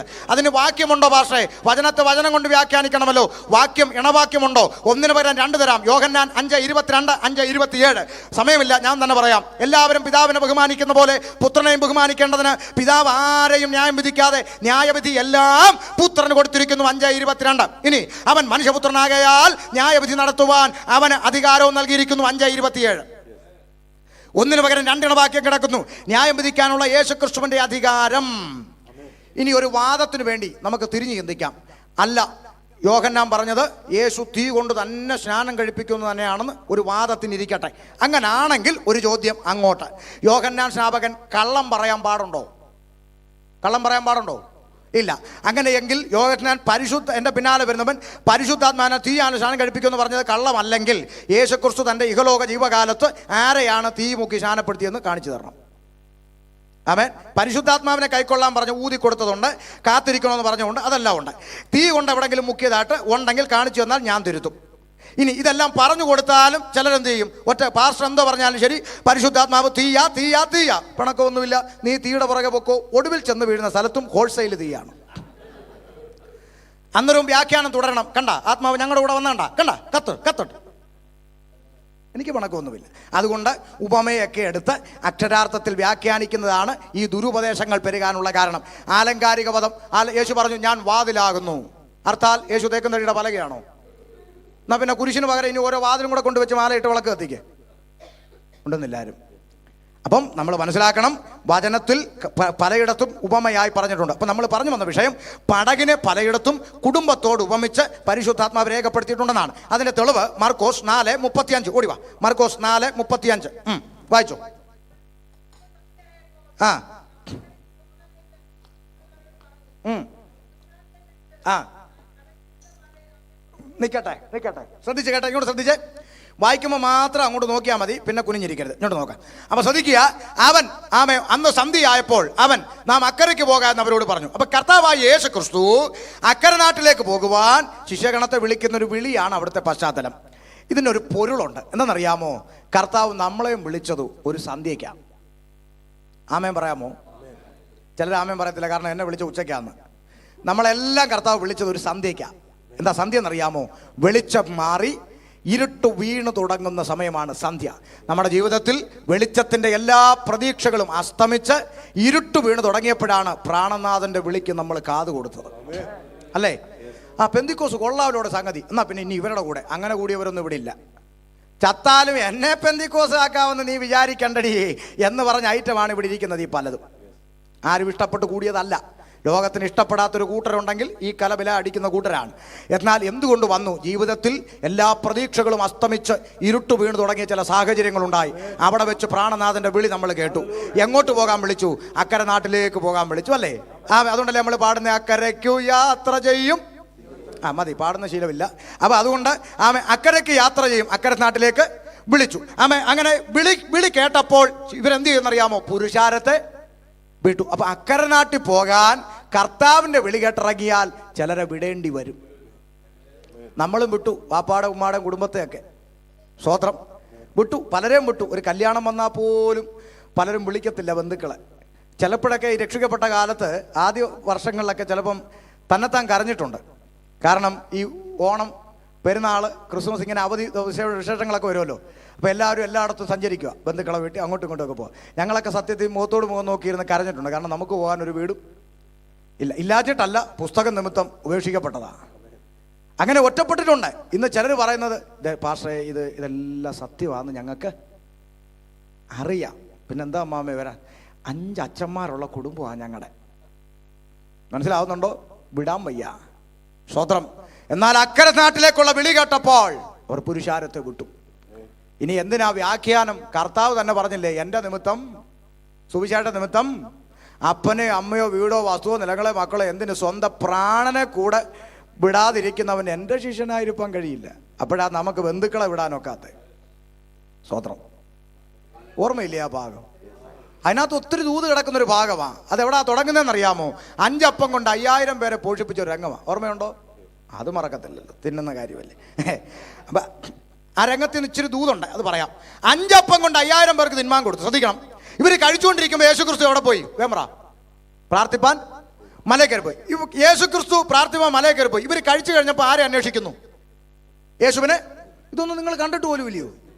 ഇനി ആ കൂടെ അരമണിക്കൂറുള്ള, അതുകൊണ്ടാണ് ഇത് എടുത്തു വായിപ്പിക്കാതെ. ശ്രദ്ധിച്ചേ, ഇത് ഉണ്ടല്ലോ പുസ്തകത്തിൽ. ഇവർ യേശുവിനെ അന്വേഷിച്ച് കണ്ടെത്തിയപ്പോൾ ഇവർ ചോദ്യം ചോദിച്ചു, നാഥ, ഞങ്ങൾ നിന്നെ അന്വേഷിച്ചു. കർത്താവ് വിചാരിച്ചു സ്നേഹം കൊണ്ട് കണ്ടായിരിക്കും, എന്താന്ന് ചോദിച്ചു. ഉടനെ ഇവര് പയ്യെ നിന്നുകൊണ്ട് പറയാം, മോശ ഞങ്ങളുടെ പിതാക്കന്മാർക്ക് മന്നായാ കൊടുത്തേ. ഇപ്പൊ യേശു എന്തുവാ കൊടുത്തേ? അപ്പം. പക്ഷേ മോശ ഇങ്ങനൊന്നും അല്ല. പിന്നെന്തുവാ? മന്ന എന്ന് പറഞ്ഞാൽ അപ്പത്തിൻ്റെ കൂടെ എന്തുണ്ടായിരുന്നു? ഇറച്ചി ഉണ്ടായിരുന്നു. കാടാ പിടി കിട്ടുന്നില്ലേ? അപ്പൊ നീ ഇപ്പൊ അപ്പം അല്ലയോ തന്നേ? മോശ തന്ന പോലെ ഞങ്ങൾക്ക് ഇറച്ചിയും കൂടെ ഒക്കെ ചേർത്ത് തരാമെങ്കിൽ ഞങ്ങള് വരാം ഇനിയും. കർത്താവിന് മനസ്സിലായി ഇത് തിന്നാൻ ഇറങ്ങിയ വകുപ്പാന്ന്. അങ്ങനെ ഇറങ്ങിയത് ഉണ്ടല്ലോ നമ്മുടെ ഇടയിൽ. തിന്നാൻ ഇറങ്ങിയ വകുപ്പാന്ന് മനസ്സിലായപ്പം കർത്താവ് തിരിഞ്ഞിട്ട് പറഞ്ഞു, ആകാശത്തിലെ പറവുകൾക്ക് കൂടും, കുറുനരിക്ക് കുഴിയുണ്ട്, മനുഷ്യപുത്രന് തല ചായ്പാൻ എന്ന് പറഞ്ഞാൽ എന്താ? എടാ, ഇപ്പോൾ അപ്പോഴെങ്കിലും കിട്ടി. ഇനി അങ്ങോട്ട് പോകുമ്പോൾ എൻ്റെ തുണി വരെ ചീട്ടിട്ടെടുക്കാൻ വേണ്ടി കാത്തിരിക്കുക. കിടക്കാൻ ഇടം പോലും എൻ്റെ പുറകെ വന്നാൽ കിട്ടുമെന്നൊന്നും പ്രതീക്ഷിക്കണ്ട.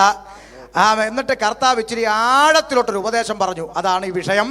തിരിഞ്ഞിട്ട് പറഞ്ഞു, എൻ്റെ നിമിത്തം, സുവിശേഷ നിമിത്തം അപ്പനെയോ അമ്മയോ വീടോ വസ്തുവോ നിലങ്ങളെയോ മക്കളെയോ, ഇറച്ചിയും ചോദിച്ചുകൊണ്ട് നിൽക്കുന്ന ടീമിനോട് പറയാ, സ്വന്തം പ്രാണനെ കൂടെ പായിക്കാതിരിക്കുന്നവന് എൻ്റെ ശിഷ്യനായിരിക്കാൻ കഴിയില്ല. വല്ലതും കിട്ടുമെന്ന് പറഞ്ഞപ്പം വിടാനാ പറയുന്നത്.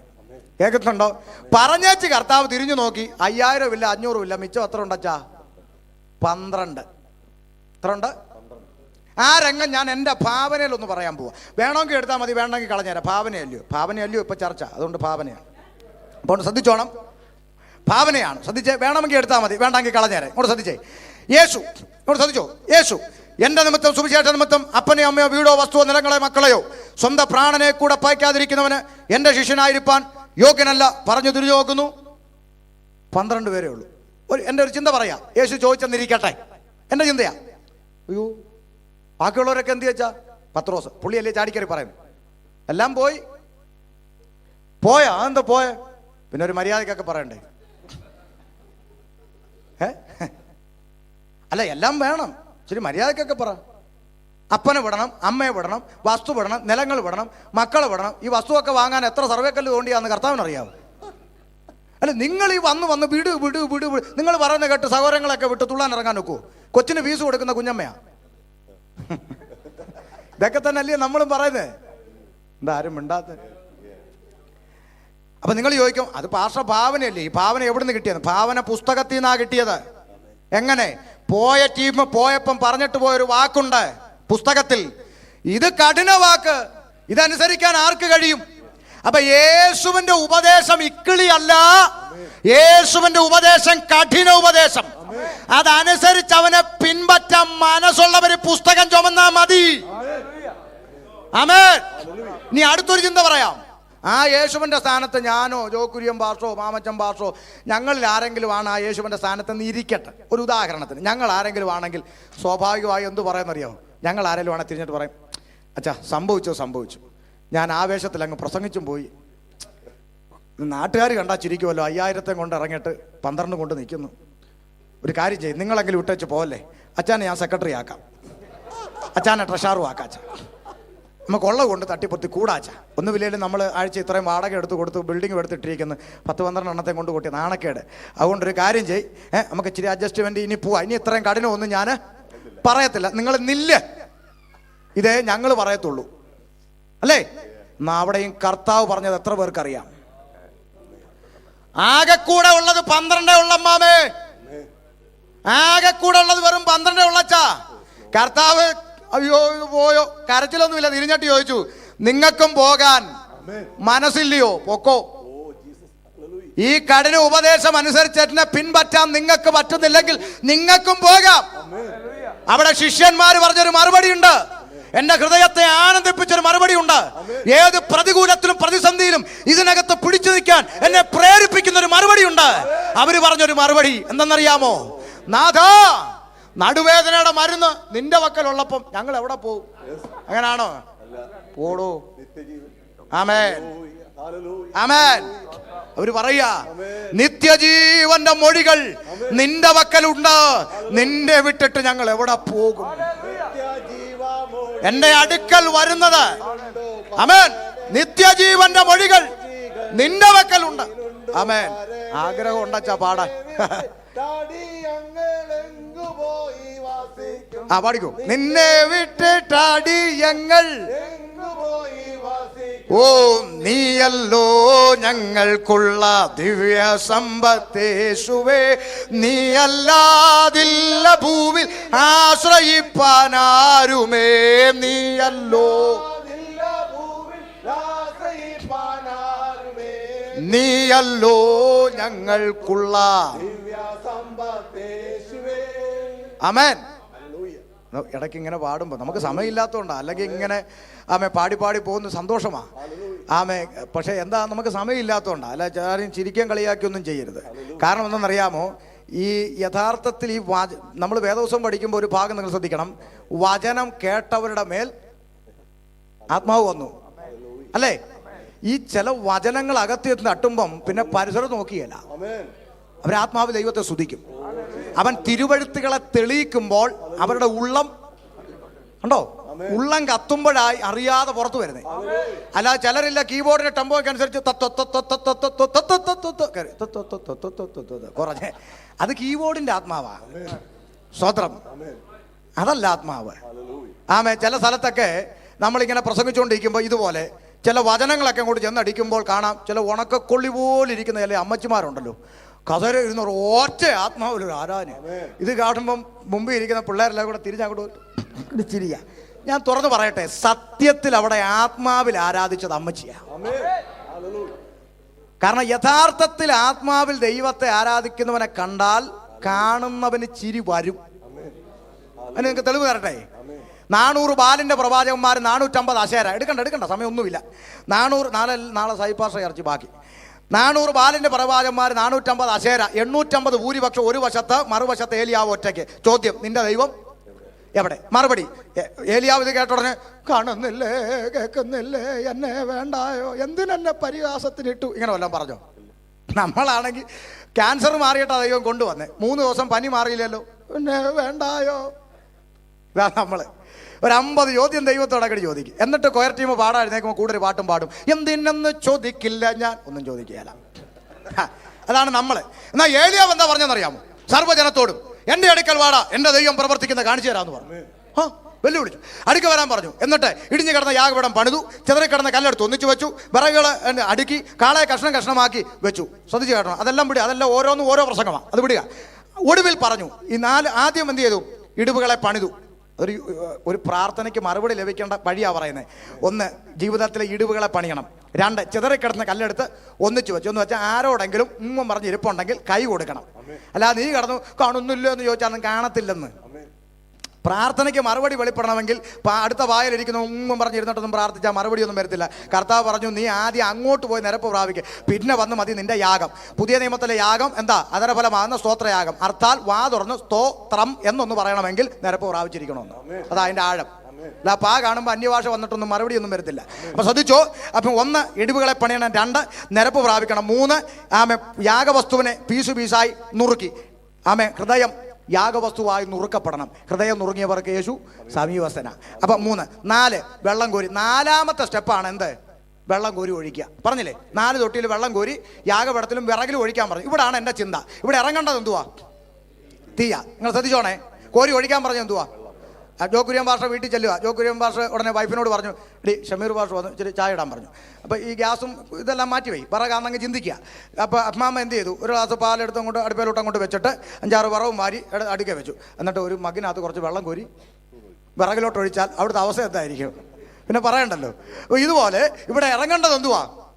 തീയ. പക്ഷെ കോരി ഒഴിക്കാൻ പറഞ്ഞത് എന്തുവാ? വെള്ളം. 850 അവിടെ നിൽക്കുക. ഈ 850 അങ്ങോട്ട് നോക്കിയിട്ട് തല തല്ലി ചിരിച്ച് കാണത്തില്ല. ഇവരെന്ത് പൊട്ടനാടാ, ഇറങ്ങേണ്ടത് തീയ. അതാണ്ട് വേടാ വെയിലിൻ്റെ ചൂട് തട്ടിയെങ്കിലും അതൊന്ന് കത്തിപ്പോയേനെ. അതാണ്ട് വെള്ളം കോരി ഒഴിച്ചേക്കുന്നത് പൊട്ടൻ. ലോകം ചിരിക്കും.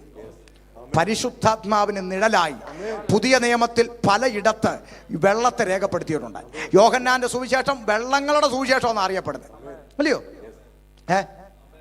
1-ാം അധ്യായത്തിൽ പറയുന്നില്ലയോ? വെള്ളത്തെക്കുറിച്ച് പറയുന്നില്ലേ?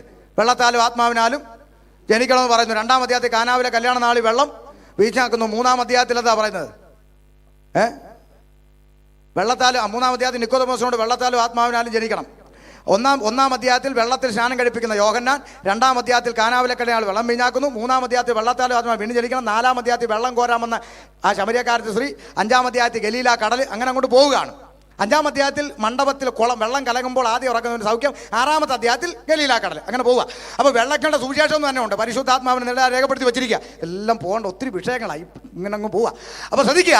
അപ്പം യഥാർത്ഥത്തിൽ വെള്ളത്താൽ നിറയുമ്പോൾ മറ്റുള്ളവൻ ചിരിക്കും എന്ന് പറഞ്ഞാൽ, അപ്പോൾ വചനം കേൾക്കുമ്പോൾ അറിയാതെ ഇതൊക്കെ വരും പുറത്തോട്ട്. അതുകൊണ്ട് ചിരിക്കൊന്നും വേണ്ട.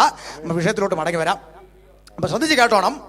അപ്പോൾ പടകിനെ എന്ത് ചെയ്തിട്ടുണ്ട്? കുടുംബത്തോട് ഉപമിച്ച് എഴുതിയിട്ടുണ്ടെന്ന് പറയാനാ ഈ ഭാഗം വന്നത്. അപ്പോൾ കർത്താവ് പറഞ്ഞു, ഈ നിങ്ങൾക്കും പോകാൻ മനസ്സിൽ. അവർ പറഞ്ഞു, നിത്യജീവന്റെ മൊഴികൾ നിന്റെ പക്കൽ, നിന്നെ വിട്ട് ഞങ്ങൾ എവിടെ പോകും? എന്നോട് അടുക്കുന്നവർ ഞാൻ പറയുന്നൊരു കാര്യമുണ്ട്. ഏത് സഭയിൽ പോകും പാസ്റ്ററെ?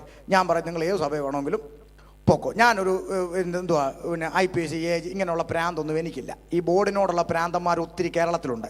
UK അവസ്ഥ എനിക്ക് അറിഞ്ഞുകൂടാ. നാട്ടിൽ ഒത്തിരി പ്രാന്തന്മാരുണ്ട്. ഈ ബോർഡെന്ന് പറഞ്ഞാൽ ഇവന്മാർ മരിക്കും. കർത്താവിനെ കള്ളനാന്ന് വിളിച്ചാലും ക്ഷമിക്കും, ബോർഡെന്ന് കേട്ടാൽ വിറയ്ക്കും. ഇങ്ങനെ നിൽക്കുന്ന പ്രാന്തന്മാരുണ്ട്. നമുക്ക് ആ പ്രാന്തൊന്നുമില്ല.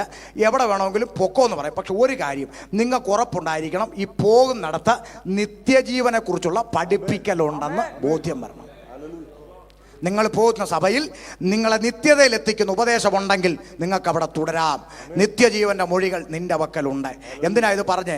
കഴിഞ്ഞ ദിവസവും 50 വയസ്സുള്ള ഒരു അച്ചായനോട് സ്നേഹത്തോട് ചോദിച്ചു, അച്ഛാ എത്ര വയസ്സ്? 50 വയസ്സുണ്ട്. ക്രിസ്ത്യാനിയ. ഇന്ന് മരിച്ചാൽ കർത്താവിനോട് കൂടെ പോകും, അല്ലെങ്കിൽ കാഹളം തുരിച്ചാൽ പോകുന്നുള്ള ബന്ധത്തിൽ എന്തോ അറിവുണ്ട്. ഈ 50 വയസ്സും മര്യാദയ്ക്ക് അങ്ങ് ജീവിച്ചാൽ മതി, പോകുമെന്ന അറിവ്. അതിനപ്പുറത്തൊരു അറിവും അദ്ദേഹത്തിനില്ല. 50 വർഷമായി ക്രിസ്ത്യാനിയായി ജീവിക്കുകയാണ്. നിത്യതയെക്കുറിച്ച് ഒരു അറിവ് അദ്ദേഹത്തിന് ഇന്ന് വരെ അറിയത്തില്ല. കാരണം പള്ളിയിൽ ഇതിനെക്കുറിച്ചൊന്നും കേട്ടിട്ട് പോലുമില്ല. പുള്ളി ആകെക്കൂടെ കേട്ടിട്ടുള്ളത് രക്തസ്രാവക്കാരിയെ വിടുവിച്ച ദൈവം, നയിൻ്റെ പട്ടണത്തിൽ കൊച്ചിനെ ഉയർപ്പിച്ച ദൈവം, സാമ്പത്തികത്തിൻ്റെ കടം മാറ്റ ദൈവം, നിന്നെ സമൃദ്ധിയായി അനുഗ്രഹിക്കുന്ന ദൈവം. അതിനപ്പുറത്തൊന്നും പോയിട്ടില്ല. ഇപ്പം നമ്മുടെ ഇടയിൽ ഇതൊക്കെ തന്നെ കയറി കിടക്കുന്നത് വേറെ കാര്യം. എന്നാലും അറിഞ്ഞിരിക്കണം, നിത്യജീവന്റെ മൊഴികൾ നിന്റെ പക്കലുണ്ട്. ഞാൻ തിരിച്ചു വരികയാണ്. അപ്പൊ പടകിനെ എന്തിനോട് ഉപമിച്ചിട്ടുണ്ട്? കുടുംബത്തോട് ഉപമിച്ചിട്ടുണ്ട്. അതുകൊണ്ട് പുരുഷാരത്തെ അവർ വിട്ടു. ജീവിതമാകുന്ന പടകിൽ ആരെ സ്വീകരിച്ചു? യേശുവിനെ കർത്താവും രക്ഷിതാവുമായി ഹൃദയം കൊണ്ട് ആരോ കൊണ്ട് ഏറ്റു പറഞ്ഞു. അങ്ങനല്ലേ നമ്മൾ രക്ഷിക്കപ്പെട്ടെ? ഞാനൊരു പൊരുൾ പറയാം. നമ്മുടെ ജീവിതത്തിലേക്ക് പുരുഷാരത്തെ വിട്ടിട്ട് ആരെ സ്വീകരിച്ചു? യേശു. എന്നിട്ട് യാത്ര തുടരുകയാണ്. എവിടേക്ക്? അക്കരെ നാട്ടിലേക്ക്. കേൾക്കുന്നുണ്ടോ? ആമേൻ. ആ യാത്ര അവർ പുറപ്പെടുകയാണ്. പുരുഷാരത്തെ വിട്ടു, താൻ പടകിലിരുന്ന പാടെ അവനെ കൊണ്ടുപോയി. അടുത്ത വാക്ക് വായിച്ചോ. അതൊന്നുകൂടെ വായിരം മാമേ. മറ്റ് ചെറുപടകുകളും ഇങ്ങോട്ട് മറ്റ് ചെറുപടകുകളും കൂടെ. അപ്പൊ യേശുവിനെ സ്വീകരിച്ച് അക്കരെ നാട്ടിലേക്ക് ഇങ്ങനെ പോകുമ്പോൾ മറ്റ് ചെറുപടകുകളും എന്തുണ്ട്? കൂടെ ഉണ്ട്.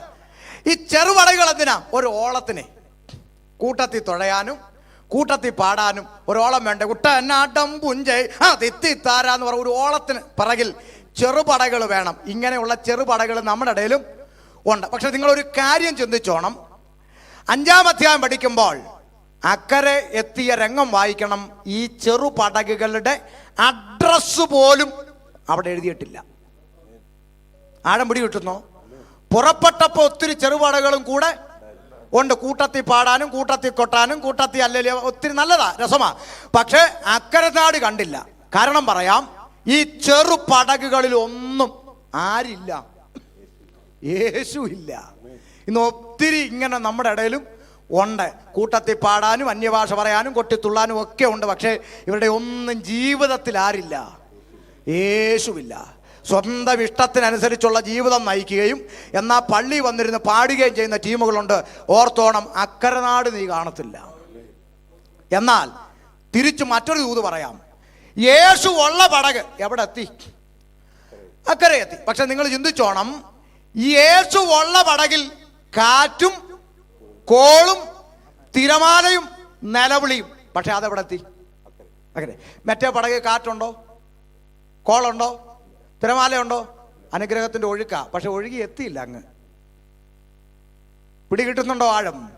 ദൈവ കുഞ്ഞുങ്ങളുടെ ജീവിതത്തിൽ കഷ്ടം വന്നാലും പ്രതികൂല കാറ്റുണ്ടെങ്കിലും നിലവിളി ഉണ്ടെങ്കിലും രോഗമുണ്ടെങ്കിലും ദുഃഖമുണ്ടെങ്കിലും നമുക്കൊരു പ്രത്യാശയുണ്ട്. അടക്കാൻ കഴിവുള്ളവൻ നമ്മുടെ പടകിലുണ്ട്. അതാ നമ്മുടെ പ്രത്യാശ. അതിനപ്പുറത്തൊരു സാധനമില്ല. എന്നാൽ ഈ പടകുകളിൽ കാറ്റുമില്ല, കോളുമില്ല. പക്ഷെ എങ്ങോട്ട് പോയെന്നൊരു അറിവും ഞാൻ പഠിച്ച ബൈബിളിലില്ല. പക്ഷെ പുറപ്പെടുമ്പോൾ പരിശുദ്ധാത്മാവ് എടുത്തെഴുതി ചെറുപടകുകൾ ഉണ്ടായിരുന്നെന്ന്. ഇതൊരു മർമ്മമായിരിക്കട്ടെ. മടങ്ങി വരാം. അപ്പൊ എന്തിനാ ഈ ഭാഗത്തേക്ക് വന്നേ? പടകിനെ കുടുംബത്തോട് ഉപമിച്ചിട്ടുണ്ടെന്ന് തെളിയിക്കാൻ വേണ്ടി ആ ഭാഗത്തോട്ടൊന്ന് വന്നതാ. അങ്ങനെയെങ്കിൽ നമ്മുടെ ചിന്താ വിഷയത്തിലേക്ക് തിരിച്ചു വരാം. ജീവിതമാകുന്ന പടകിൽ, ഇങ്ങോട്ട് ശ്രദ്ധിച്ചേ, ജീവിതമാകുന്ന പടകിൽ രാത്രി മുഴുവൻ അധ്വാനിച്ചു, ഒരു നെത്തോലി പോലും കിട്ടാത്ത ശൂന്യതയുടെ അവസ്ഥയിൽ ആമേൻ ഈ അല്പം വചനം പ്രസംഗിക്കട്ടെ ഒന്ന് യേശു ചോദിക്കുകയാണ്. നിങ്ങൾ ശ്രദ്ധിച്ചു കേട്ടോണം. ഈ യേശുവിൻ്റെ സ്ഥാനത്ത് ഞാൻ ബിൽസച്ചാനെ നിർത്താൻ പോവുകയാണ്. ഇച്ചിരി നേരത്തെ ഷീമോന്റെ സ്ഥാനത്ത് ബിൽസച്ചാനെ നിർത്താൻ പോവുകയാണ്, പത്രോസിന്റെ സ്ഥാനത്ത്. ശ്രദ്ധിച്ചു കേട്ടോണം. ബിൽസച്ചാൻ രാത്രി മുഴുവൻ അധ്വാനിച്ചു, ഒന്നും കിട്ടിയില്ല. നിരാശപ്പെട്ട് വല കഴുകിക്കൊണ്ടിരിക്കുക. സക്കായിക്ക് എന്ത് കൊടുക്കും? വീട്ടിലെ കാര്യം എങ്ങനെ നടക്കും? ശരീരത്തിന്റെ ക്ഷീണം, ഉറക്കമുളച്ച ക്ഷീണം, കാറ്റും കോളും സഹിച്ച് എല്ലാം സഹിച്ചിങ്ങനെ കഴുകിക്കൊണ്ടിരിക്കുമ്പോഴാണ് കുര്യൻ ഉപദേശി അടുത്തോട്ട് വരിക. അപ്പോ അത് യേശുക്രിസ്തുവാണെന്നോ ദൈവപുത്രനാണെന്നോ ഉള്ള വെളിപ്പാട് അപ്പോൾ ആർക്കില്ല? ശിമോനില്ലെന്ന് ഓർക്കണം. അപ്പോൾ ആ വെളിപ്പാട് അവന് നൽകപ്പെട്ടിട്ടില്ല. അപ്പോൾ നസ്രയത്തുകാരൻ, നസ്രയനായ യേശു, നസ്രയത്തിൽ വളർന്നവൻ, ഉപദേശി എന്നൊക്കെയുള്ള അറിവ് കേട്ട് കേൾവിയാൽ ശിമോനും ഉണ്ടായിരിക്കണം എന്ന് ഞാൻ വിശ്വസിക്കുന്നു. എന്നാൽ ഇത് ദൈവപുത്രനാണെന്നുള്ള വെളിപ്പാട് പിന്നത്തേതിൽ ആ പിതാവ് അവന് വെളിപ്പെടുത്തുന്നത് അത് നമുക്കറിയാം. അപ്പോൾ ഉപദേശി, കുര്യൻ ഉപദേശി വല കഴുകിക്കൊണ്ടിരിക്കുന്ന ബിൽസച്ചാൻ്റെ അടുക്ക വരികയാണ്. കേട്ടോണേ, വന്നിട്ട് പറയാം, വേണമുണ്ട് ബിൽസച്ച, ഓ രക്ഷയൊന്നും ഇല്ലടേ, രാത്രി മുഴുവൻ അധ്വാനിച്ചിട്ട് ഒന്നും കിട്ടിയ. ഉടനെ കുര്യൻ ഉപദേശി, വീട്ടിലൊരു പ്രാർത്ഥന വെച്ചാലോ? നിങ്ങൾ ശ്രദ്ധിച്ചേ, ശൂന്യമായിരിക്കുന്ന പടകിൽ വചനം പ്രസംഗിക്കട്ടെ എന്നാ ചോദ്യം. രണ്ട് മറുപടി ബിൽസച്ചായൻ പറയും. ഒന്നുകിൽ ദേഷ്യത്തിൽ, പോടോ ഉപദേശി, മനുഷ്യൻ ഇവിടെ രാത്രി മുഴുവൻ അധ്വാനിച്ചിട്ട് നത്തോല് പോലും കിട്ടാതെ നാളത്തെ കാര്യം എങ്ങനെയാണെന്ന് ചിന്തിച്ചുകൊണ്ടിരിക്കുമ്പോഴാണ് അങ്ങേര് പ്രാർത്ഥന വെക്കാൻ വന്നേക്കുന്നത്. ചുമ്മാ പോയ മനുഷ്യനെ ദേഷ്യം പിടിപ്പിക്കാൻ. ഒന്ന്, ഇല്ലെങ്കിൽ ഇച്ചിരി സ്നേഹത്തോടെ പറയും, ആ ഉപദേശി ആഗ്രഹമുണ്ട്, പക്ഷെ ഇന്ന് വേണ്ട. എന്താ വെച്ചാ നത്തോലി പോലും കിട്ടിയില്ല. കുറഞ്ഞ പക്ഷം വരുന്നവർക്ക് ഒരു ഗ്ലാസ് ചായ എങ്കിലും. അതുകൊണ്ട് അടുത്ത ആഴ്ച ചാകര എങ്ങാണോ ആവട്ടെ, എന്നിട്ട് നമുക്ക് വെക്കാം. ആയുസി ചാകര ആകത്തില്ല, ചായയും കൊടുക്കത്തില്ല, പ്രാർത്ഥനയും പിടികിട്ടുന്നുണ്ടോ? അതുകൊണ്ട് ഇന്ന് പള്ളിക്കകത്ത് ലേലം വിളിയാ. ബുധനാഴ്ച ആർക്ക് വേണം? ആർക്കും വേണ്ടേ? എന്നാ പള്ളിയിൽ. വ്യാഴാഴ്ച ആർക്ക് വേണം? ആർക്കും വേണ്ടേ? അതും പള്ളിയിൽ. വെള്ളിയാഴ്ച പിന്നെ പള്ളിയിലുണ്ടല്ലോ. അപ്പൊ ഇങ്ങനെ ലേലം വിളി നടക്കുക, ആർക്കും വേണ്ട.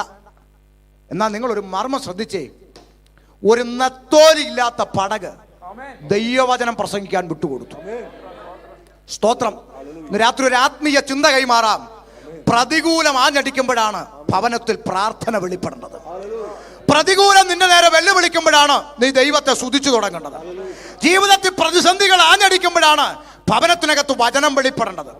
ഒരിക്കൽ യഹോശാഫാത്ത് പറഞ്ഞു, അയ്യോ യഹോവേ, ഞങ്ങളോട് എതിർക്കുന്ന ഈ വലിയ സമൂഹത്തോട് എതിർപ്പാൻ ഞങ്ങൾക്ക് ശക്തിയില്ല. അടുത്ത വാക്ക്, എന്താ ചെയ്യേണ്ടതെന്ന് അറിയത്തുമില്ല. ജീവിതത്തിൽ ഒരിക്കലെങ്കിലും ഈ വാക്ക് പറയാത്ത ആരുണ്ട് ഇവിടെ? എന്താ ചെയ്യേണ്ടതെന്ന് എനിക്കൊരു പിടുത്തമില്ല ദൈവമേ, ഞാനിതിൽ എന്ത് ചെയ്യണമെന്ന് എനിക്ക് അറിയത്തില്ലെന്ന് പറയാത്ത ഒരാൾ ഇവിടെ ഇല്ല. അങ്ങനെയെങ്കിൽ ചോദിക്കട്ടെ, എന്താ ചെയ്യേണ്ടതെന്ന് എനിക്കറിയത്തില്ലെന്ന് പറഞ്ഞപ്പോൾ തമ്പുരാൻ അവനോട് പറയാ, നീ ഒന്നും ചെയ്യണ്ട, തപ്പും കിന്നരവും എടുത്ത് എൻ്റെ നാമത്തെ പാടി തുടങ്ങിക്കോ. നിന്റെ ശത്രുക്കളെ അടക്കുവാൻ എൻ്റെ പ്രവൃത്തി ഞാൻ വെളിപ്പെടുത്തും. നീ വേറൊന്നും ചെയ്യണ്ട. പ്രതികൂലം നിന്റെ നേരെ വെല്ലുവിളിക്കുമ്പോൾ, പ്രതിസന്ധി നിന്റെ നേരെ വെല്ലുവിളിക്കുമ്പോൾ, ഇനി എന്താ ചെയ്യേണ്ടതെന്ന് അറിയാത്ത ഒരവസ്ഥ ജീവിതത്തിൽ വെളിപ്പെടുമ്പോൾ അവിടെ പ്രാർത്ഥന വെളിപ്പെടട്ടെ, അവിടെ ദൈവവചനം മുഴങ്ങട്ടെ. അപ്പോഴാ നിന്റെ വീട്ടിനകത്ത് വചനം വെളിപ്പെടേണ്ടത്. ആ വചനത്തിലാണ് പിശാച് പരാജയപ്പെടുന്നത്. ആ വചനമാണ് അവൻ പേടിക്കുന്ന ആയുധം. ആമേൻ. അല്ല, എനിക്കൊരു പ്രമോഷൻ കിട്ടി, വീട്ടിലൊരു പ്രാർത്ഥന, എന്തിനാടൂ? സ്വത്രം. ആമേ. അതിലുപരി, അത് വേണ്ടെന്നല്ല, നന്ദി കൊടുക്ക്, വ്യക്തിപരമായി കൊടുത്താലും മതി. അതിലുപരി പ്രതികൂലം ജീവിതത്തിനെതിരെ ആഞ്ഞടിക്കുമ്പോൾ, പിശാച് നിനക്കെതിരെ ആയുധവുമായി വെല്ലുവിളിക്കുമ്പോൾ, വചനമെന്ന ആയുധമെടുത്ത് അവന്റെ നേരെ പോരാടുവാൻ പ്രതികൂലത്തിന്റെ അവസ്ഥയിൽ ഭവനം തുറക്കട്ടെ. വിഷയങ്ങൾ നേരിടുമ്പോൾ പ്രാർത്ഥന വെളിപ്പെടട്ടെ. ഒരു ചായ കൊടുക്കാനില്ലെങ്കിൽ വേണ്ടാന്നേ. സ്തോത്രം. ശൂന്യമായ പടക് വിട്ടുകൂടെ. രംഗം മാറുന്നത് നിനക്ക് കാണാം. രംഗം മാറുന്നത് നിനക്ക് കാണാൻ പോവുക. ഇവിടെ തന്നെ കാണാൻ പോവുക. ഈ പടകിൽ തന്നെ കാണാൻ പോവുക. ശ്രദ്ധിച്ചോണം. ശൂന്യമായ പടക് വിട്ടുകൊടുത്തു. അടുത്ത രംഗം മാറുക. കണ്ടോ? വായിച്ചോ. വേഗം വായിച്ചോ. അവൻ സംസാരിച്ചു തീർന്നപ്പോൾ അവൻ ശീമോനോട് ആഴത്തിലേക്ക് നീക്കി മീൻപിടുത്തത്തിന് വലയിറക്കുവീൻ എന്ന് പറഞ്ഞു. സംസാരിച്ചു കഴിഞ്ഞപ്പോൾ വലയിറക്കാൻ പറഞ്ഞു. പ്രസംഗം കഴിഞ്ഞാ കുഞ്ഞെ പ്രവർത്തി. കേൾക്കുന്നുണ്ടോ? പ്രവർത്തി ഇല്ലെന്നല്ല പറഞ്ഞേ. അവർ പ്രസംഗിച്ച വചനത്തെയാ പ്രവർത്തിയാൽ ഉറപ്പിച്ചത്, അല്ലേ? പ്രസംഗം കഴിഞ്ഞാൽ പ്രവർത്തി. ഇന്ന് അതില്ല. ഒരു വാക്യം എടുക്കും, 10 മിനിറ്റ് എന്തെങ്കിലും പറയും, പിന്നെ അങ്ങ് അടയ്ക്കും, പിന്നെ അങ്ങ് ഇറങ്ങുക. പ്രാപിച്ചു കത്തട്ടെ പൊട്ടട്ടെ തള്ളിയിടുക. ആമേൻ. കാര്യം പിന്നെ വാക്യമില്ല, വചനമില്ല, പിന്നെ ഓട്ടം തുള്ളല. ഗ്ലാസും ചങ്ങും ചവിട്ടി പൊട്ടിച്ച് പ്രാപിച്ചു നമ്മൾ സ്റ്റേജെ കിടന്ന് ഉരുണ്ട് മറിയുക. ചിലതിന് ആത്മാവ് കയറിയിട്ട് ജനലേ കയറുന്നു, ഡെസ്കിന്റെ മേളിൽ കയറി നിൽക്കുന്നു, സ്റ്റേജെ കിടന്ന് കറങ്ങുന്നു. ഒരു ബോധവും വെളിവും ഇല്ലാത്തവന്മാർ. ആമേൻ. കേൾക്കുന്നുണ്ടോ? ഞാൻ പഠിച്ച വേദപുസ്തകത്തിൽ എന്നേക്കും ഇരിക്കേണ്ടതിന്, പഴയ നിയമകാലത്തിൽ വന്നു പോയിരുന്ന പരിശുദ്ധാത്മാവ് എന്നേക്കും ഇരിക്കേണ്ടതിന്, അപ്പോസ്തല പ്രവൃത്തിയിൽ എന്നേക്കും ഇരിക്കേണ്ടതിന് അയക്കപ്പെട്ടതിന് ശേഷം പലരും ആത്മനിറവിലായിട്ടുണ്ട്, ആത്മവിവശതയിലായിട്ടുണ്ട്, ആത്മപൂർണരായിട്ടുണ്ട്. സമ്മതം. ഇവരാരെങ്കിലും ബോധം കെട്ട് ഓടിയതായിട്ട് ഞാൻ വായിച്ചിട്ടില്ല. നിലത്ത് കിടന്നുകൊണ്ടതായിട്ടും വായിച്ചിട്ടില്ല. ഒരിക്കൽ അത് പ്രസംഗിച്ചപ്പോൾ ഒരാൾ വന്നിട്ട് പറഞ്ഞു, പൗലോസ് കുതിരപ്പുറത്തും താഴെ വീണല്ലോ, ഇവന് ബോധം വല്ലതും ഉണ്ടോ? ഇവനെ ആത്മാവിനെ പ്രാപിച്ചിട്ടാണോ കുതിരപ്പുറത്തുനിന്ന് വീണേ? തമ്പുരാൻ അടി കൊടുത്താടാ താഴെ ഇട്ടത്. സ്വത്രം. അതും പറഞ്ഞുകൊണ്ട് വരിക. അങ്ങനെ ആത്മാവ് പ്രാപിക്കുമ്പോഴത്തേക്ക് ബോധം കെട്ടോടുമെങ്കിൽ ഏറ്റവും കൂടുതൽ ഓടേണ്ട ആരെന്നറിയാമോ? യോഹന്നാനാ. കാരണം പത്മോസ്. എന്താ പത്മോസ്? പണ്ഡിതന്മാർ വിലയിരുത്തുന്ന കാരണം മരണഭീതി പെയ്തിറങ്ങുന്ന താഴ്വര എന്നാ പറയുന്നത്. ദ്വീപ്, തലയോട്ടികൾ ചിതറിക്കിടക്കുന്ന അസ്ഥി കൂമ്പാരത്തിന് നടുവിൽ കർത്തൃ ദിവസത്തിൽ ആത്മവിവശതയിൽ ഒരു തകർത്ത ഇടിമുഴക്കം പോലെ ശബ്ദം കേട്ടു. ഞെട്ടി തിരിഞ്ഞു നോക്കുന്ന യോഹന്നാൻ കാണുന്നത്, പുള്ളി മാറോട് ചാരിയിരുന്ന യേശുവിനെ അല്ല കാണുന്നേ. അഗ്നിജ്വാലക്കൊത്ത കണ്ണും മാറത്ത് വെൺകച്ച കെട്ടിയവനായി, വെള്ളോടിന് സാക്ഷ്യമുള്ള കാലുള്ളവനായി, രാജമുടി ധരിച്ചവനായി, ആമെ പെരുവള്ളത്തിന് എരിച്ചിൽ പോലെ ശബ്ദം പുറപ്പെടുന്ന ആ ശബ്ദം ആണ് തിരിഞ്ഞു നോക്കുമ്പോൾ കാണുന്നത്. ഉടനെ ആത്മവിവശനായ യോഹന്നാൻ കൊല്ലാൻ വരുന്നേ പറഞ്ഞ് പത്മോസി കടന്ന് വളരെ പിടിച്ച് ഓടിയാ. ചുമ്മാ പൊട്ടത്തരം പറയാതെ ആത്മവിവശതയിലാ. ആമേൻ.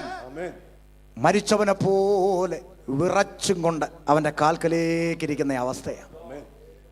ചുമ്മാ പൊട്ടത്തരം പറയാം. അപ്പൊ ശ്രദ്ധിച്ചേ, ആമേ ശൂന്യമായ പടക് വിട്ടുകൊടുത്തു. പ്രസംഗം തീർന്നപ്പോൾ ആഴത്തിലേക്ക് വലയിറക്കാൻ പറയും. ഇനിയാണ് മർമ്മപ്രധാനമായ ചിന്തകളിലേക്ക് കയറാൻ പോകുന്നത്. ശ്രദ്ധിച്ചിരുന്നോണം. ആഴത്തിലേക്ക് നീക്കി വലയിറക്കാൻ പറഞ്ഞു. അടുത്ത പദം വായിച്ചോ. അതിന് ശീമോൻ, നാഥ, ഞങ്ങൾ രാത്രി മുഴുവനും അധ്വാനിച്ചിട്ടും ഒന്നും കിട്ടിയില്ല. ശ്രദ്ധിച്ചു കേട്ടോണം. ഞങ്ങൾ രാത്രി മുഴുവൻ അധ്വാനിച്ചു, ഒന്നും ആ പദം ശ്രദ്ധിച്ചേ, ഞങ്ങൾ. അപ്പൊ ഒന്നിലധികം മീൻപിടുത്തക്കാർ അവിടെ നിൽപ്പുണ്ട്. ഞങ്ങളെല്ലാവരും രാത്രി മുഴുവൻ അധ്വാനിച്ചു, ഒന്നും. അടുത്ത പദം, എങ്കിലും നിന്റെ വാക്കിന് ഞാൻ വലയിറക്കാമെന്ന് ഉത്തരം. നിന്റെ വാക്കിന് ഞങ്ങളെന്നാണോ? എല്ലാവരും പറ, നിന്റെ വാക്കിന് ഞാൻ വലയിറക്കാം. ഞങ്ങൾ ശ്രമിച്ചു, നടന്നില്ല. പക്ഷെ നിന്റെ വാക്കിന് ഞാൻ വലയിറക്കാം. കർത്താവിന്റെ കൽപ്പന ഒറ്റയ്ക്കനുസരിക്കാൻ ഇറങ്ങുന്നവനാ വിടുതൽ. പിടികിട്ടുന്നുണ്ടോ? ഞങ്ങളെന്നല്ല പറഞ്ഞത്, ഞാൻ അനുസരിക്കാം. ആ രംഗത്തിലേക്ക് നിങ്ങളുടെ ശ്രദ്ധയെ ഞാൻ കൊണ്ടുപോകാൻ പോവാ. ആ കടൽ തീരത്തേക്ക് നിങ്ങളുടെ ശ്രദ്ധയെ കൊണ്ടുപോകാൻ പോവാണ്. ആമേൻ. രാത്രി മുഴുവൻ അധ്വാനിച്ചു, നാദാ ഒന്നും കിട്ടിയില്ല. പക്ഷെ നിന്റെ വാക്കിന് ഞാൻ വലയിറക്കാം. വലയെടുത്തോണ്ട് വെള്ളത്തോട്ട് ഇറങ്ങാൻ പോകുന്ന പത്രോസിനെ നിങ്ങൾ കാണണം. ഓക്കെ, ഇവിടെ നിൽക്കുന്നവർ മൊത്തം ഏത് പാരമ്പര്യക്കാരാ? ഓർമ്മ വെച്ച കാലം മുതൽ മീൻ പിടിക്കാൻ നടന്ന ടീം അവിടെ നിൽക്കുമ്പോൾ ഇയാള് ഉപദേശിയുടെ വാക്കും കേട്ട് അങ്ങോട്ട് ഇറങ്ങാൻ പോവാ, വെള്ളത്തിൽ ഇറങ്ങാൻ പോവാ. കൂടെ നിൽക്കുന്നവരുടെ രംഗം ഒന്ന് ചിന്തിച്ചേ. ശിമോനെ എവിടെ പോന്ന്? അല്ല, ഉപദേശി പറഞ്ഞു വെള്ളത്തിലോട്ട് ഒന്നുകൂടെ വെക്കാൻ. ഇട നിനക്കൊക്കെ എന്താടാ ശിമോനെ? നീ ഉപദേശിയുടെ വാക്കും കേട്ട് വെള്ളത്തിൽ ഇറങ്ങാൻ പോകണോ? എടാ, നമ്മുടെയൊക്കെ പാരമ്പര്യം എന്തുവാ? എന്താ ഉണ്ടാത്ത? എടാ, വള്ളി നിക്കറിട്ട് നടന്ന കാലം മുതൽ മീൻപിടുത്തക്കാരായിട്ട് നടന്ന നമുക്കറിയാത്തയാണോ ഇങ്ങേർക്ക്? എടാ, കടലിന്റെ കളർ മാറിയാ നമുക്കറിയാം, കാറ്റിന്റെ ഗതി മാറിയാ നമുക്കറിയാം. ഇത്രയും വർഷത്തെ പാരമ്പര്യമുള്ള നമ്മള് ആവുന്ന നോക്കിയിട്ട് നടന്നില്ല, പിന്നെ ഉപദേശിമാരുടെ വാക്കും കേട്ട് വെള്ളത്തിറങ്ങാൻ പോവാണോ? ഇതാ ഇന്നും പാരമ്പര്യക്കാര് പറയുന്നേ. എന്താരും മിണ്ടാത്തെ? ഞങ്ങൾക്കറിയാത്താണോ ഉപദേശി? ഞങ്ങളിതൊക്കെ ഒത്തിരി പയറ്റിയതാ. പയറ്റിയിട്ടൊന്നും നടന്നില്ലല്ലോ. ഇല്ല, ഉപദേശിയുടെ വാക്ക് കേട്ട് വെള്ളത്തിറങ്ങാൻ പോകുമ്പം പരിഹാസത്തിന്റെ പദം കേൾക്കാൻ സാധ്യതയുണ്ട്. എന്നാൽ നിങ്ങൾക്കൊരു കാര്യം മനസ്സിലാക്കണം, അവിടെ ഒരു വൈകല്യം പത്രോസ് അങ്ങ് സ്വീകരിച്ചെന്ന് ഞാൻ വിശ്വസിക്കുക. എന്തോന്നറിയാമോ? ചെവി കേൾക്കുന്നില്ല എന്ന് പറഞ്ഞാൽ നിങ്ങൾ ഈ പറയുന്ന പരിഹാസമൊന്നും പൊട്ടനായി കർത്താവിന്റെ കൽപ്പന പൊട്ടനെ പോലെ അനുസരിക്കുന്നവനാണ് വിടുതൽ. ചിലർ പറയുന്നത് ഞാനെന്നല്ല, പിന്നെ അച്ചാനും കൂടെ വരട്ടെ, ഞങ്ങൾ ഒന്നിച്ച്, അമ്മാമ്മയും കൂടെ വരട്ടെ, പിള്ളേരും കൂടെ വരട്ടെ, അച്ചാനും വരത്തില്ല അമ്മാമ്മയും വരത്തില്ല, രണ്ടും കൂടെ ഒന്നിച്ച് നരകത്തിൽ പോയി കിടന്ന് മുഴുവനെ എണ്ണി കളിക്കാം. ആമേൻ. രക്ഷ വ്യക്തിപരമാ, രക്ഷ വ്യക്തിപരമാ. നീ ഒറ്റയ്ക്ക് കർത്താവിന്റെ കൽപ്പന അനുസരിക്കാൻ ഇറങ്ങണം. അപ്പൊ ഉണ്ടാകുന്ന വിടുതൽ എന്തുവാന്ന് പിന്നാലെ പറയാം, കേട്ടോണം.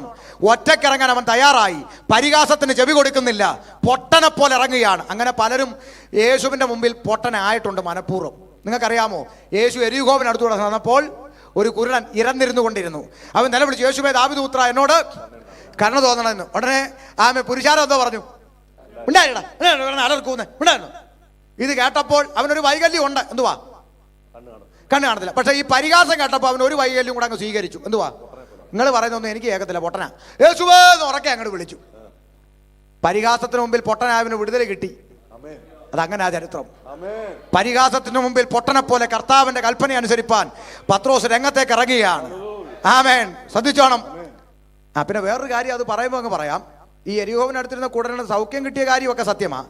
പക്ഷെ നിങ്ങളൊരു കാര്യം മനസ്സിലാക്കണം കുഞ്ഞെ, ഈ സൗഖ്യത്തിനും വിടുതലിനും ഒന്നും നമ്മളാരും എതിരല്ല, പ്രത്യേകിച്ച് ഞാൻ.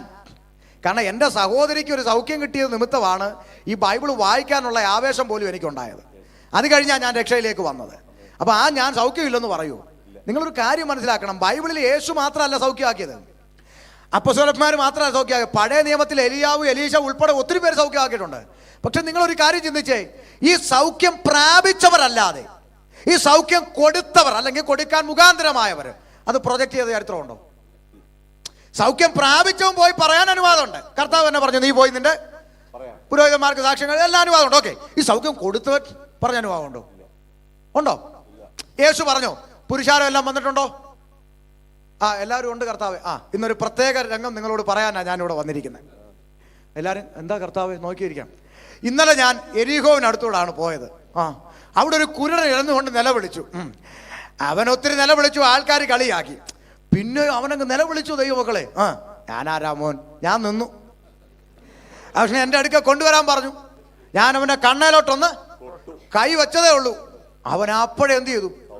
കാഴ്ച പ്രാപിച്ചു. ഇന്ന് ഏറെ ദൂരം യാത്ര ചെയ്ത് അവനിവിടെ സാക്ഷ്യം പറയാൻ വന്നിരിക്കുകയാണ്. എന്തിയാ വ്യർത്ഥമായി? കൊണ്ടുവാ. പറയൂ എന്തായിരുന്നു അനുഭവം? പറയൂ. ഞാൻ അവിടെ കണ്ണുപൊട്ടനായിട്ടിരിക്കുകയായിരുന്നു. എന്നിട്ട് യേശുവേന്ന് ഞാൻ വിളിച്ചു. യേശുവേന്ന് വിളിച്ചു. എന്നിട്ട് എല്ലാവരും എന്നെ കളിയാക്കി. എല്ലാവരും കളിയാക്കി, പ്രിയപ്പെട്ടവരെ കളിയാക്കി. എന്നിട്ട് പറയൂ. എല്ലാം പറഞ്ഞോ? ഞാൻ കണ്ടിട്ടില്ല.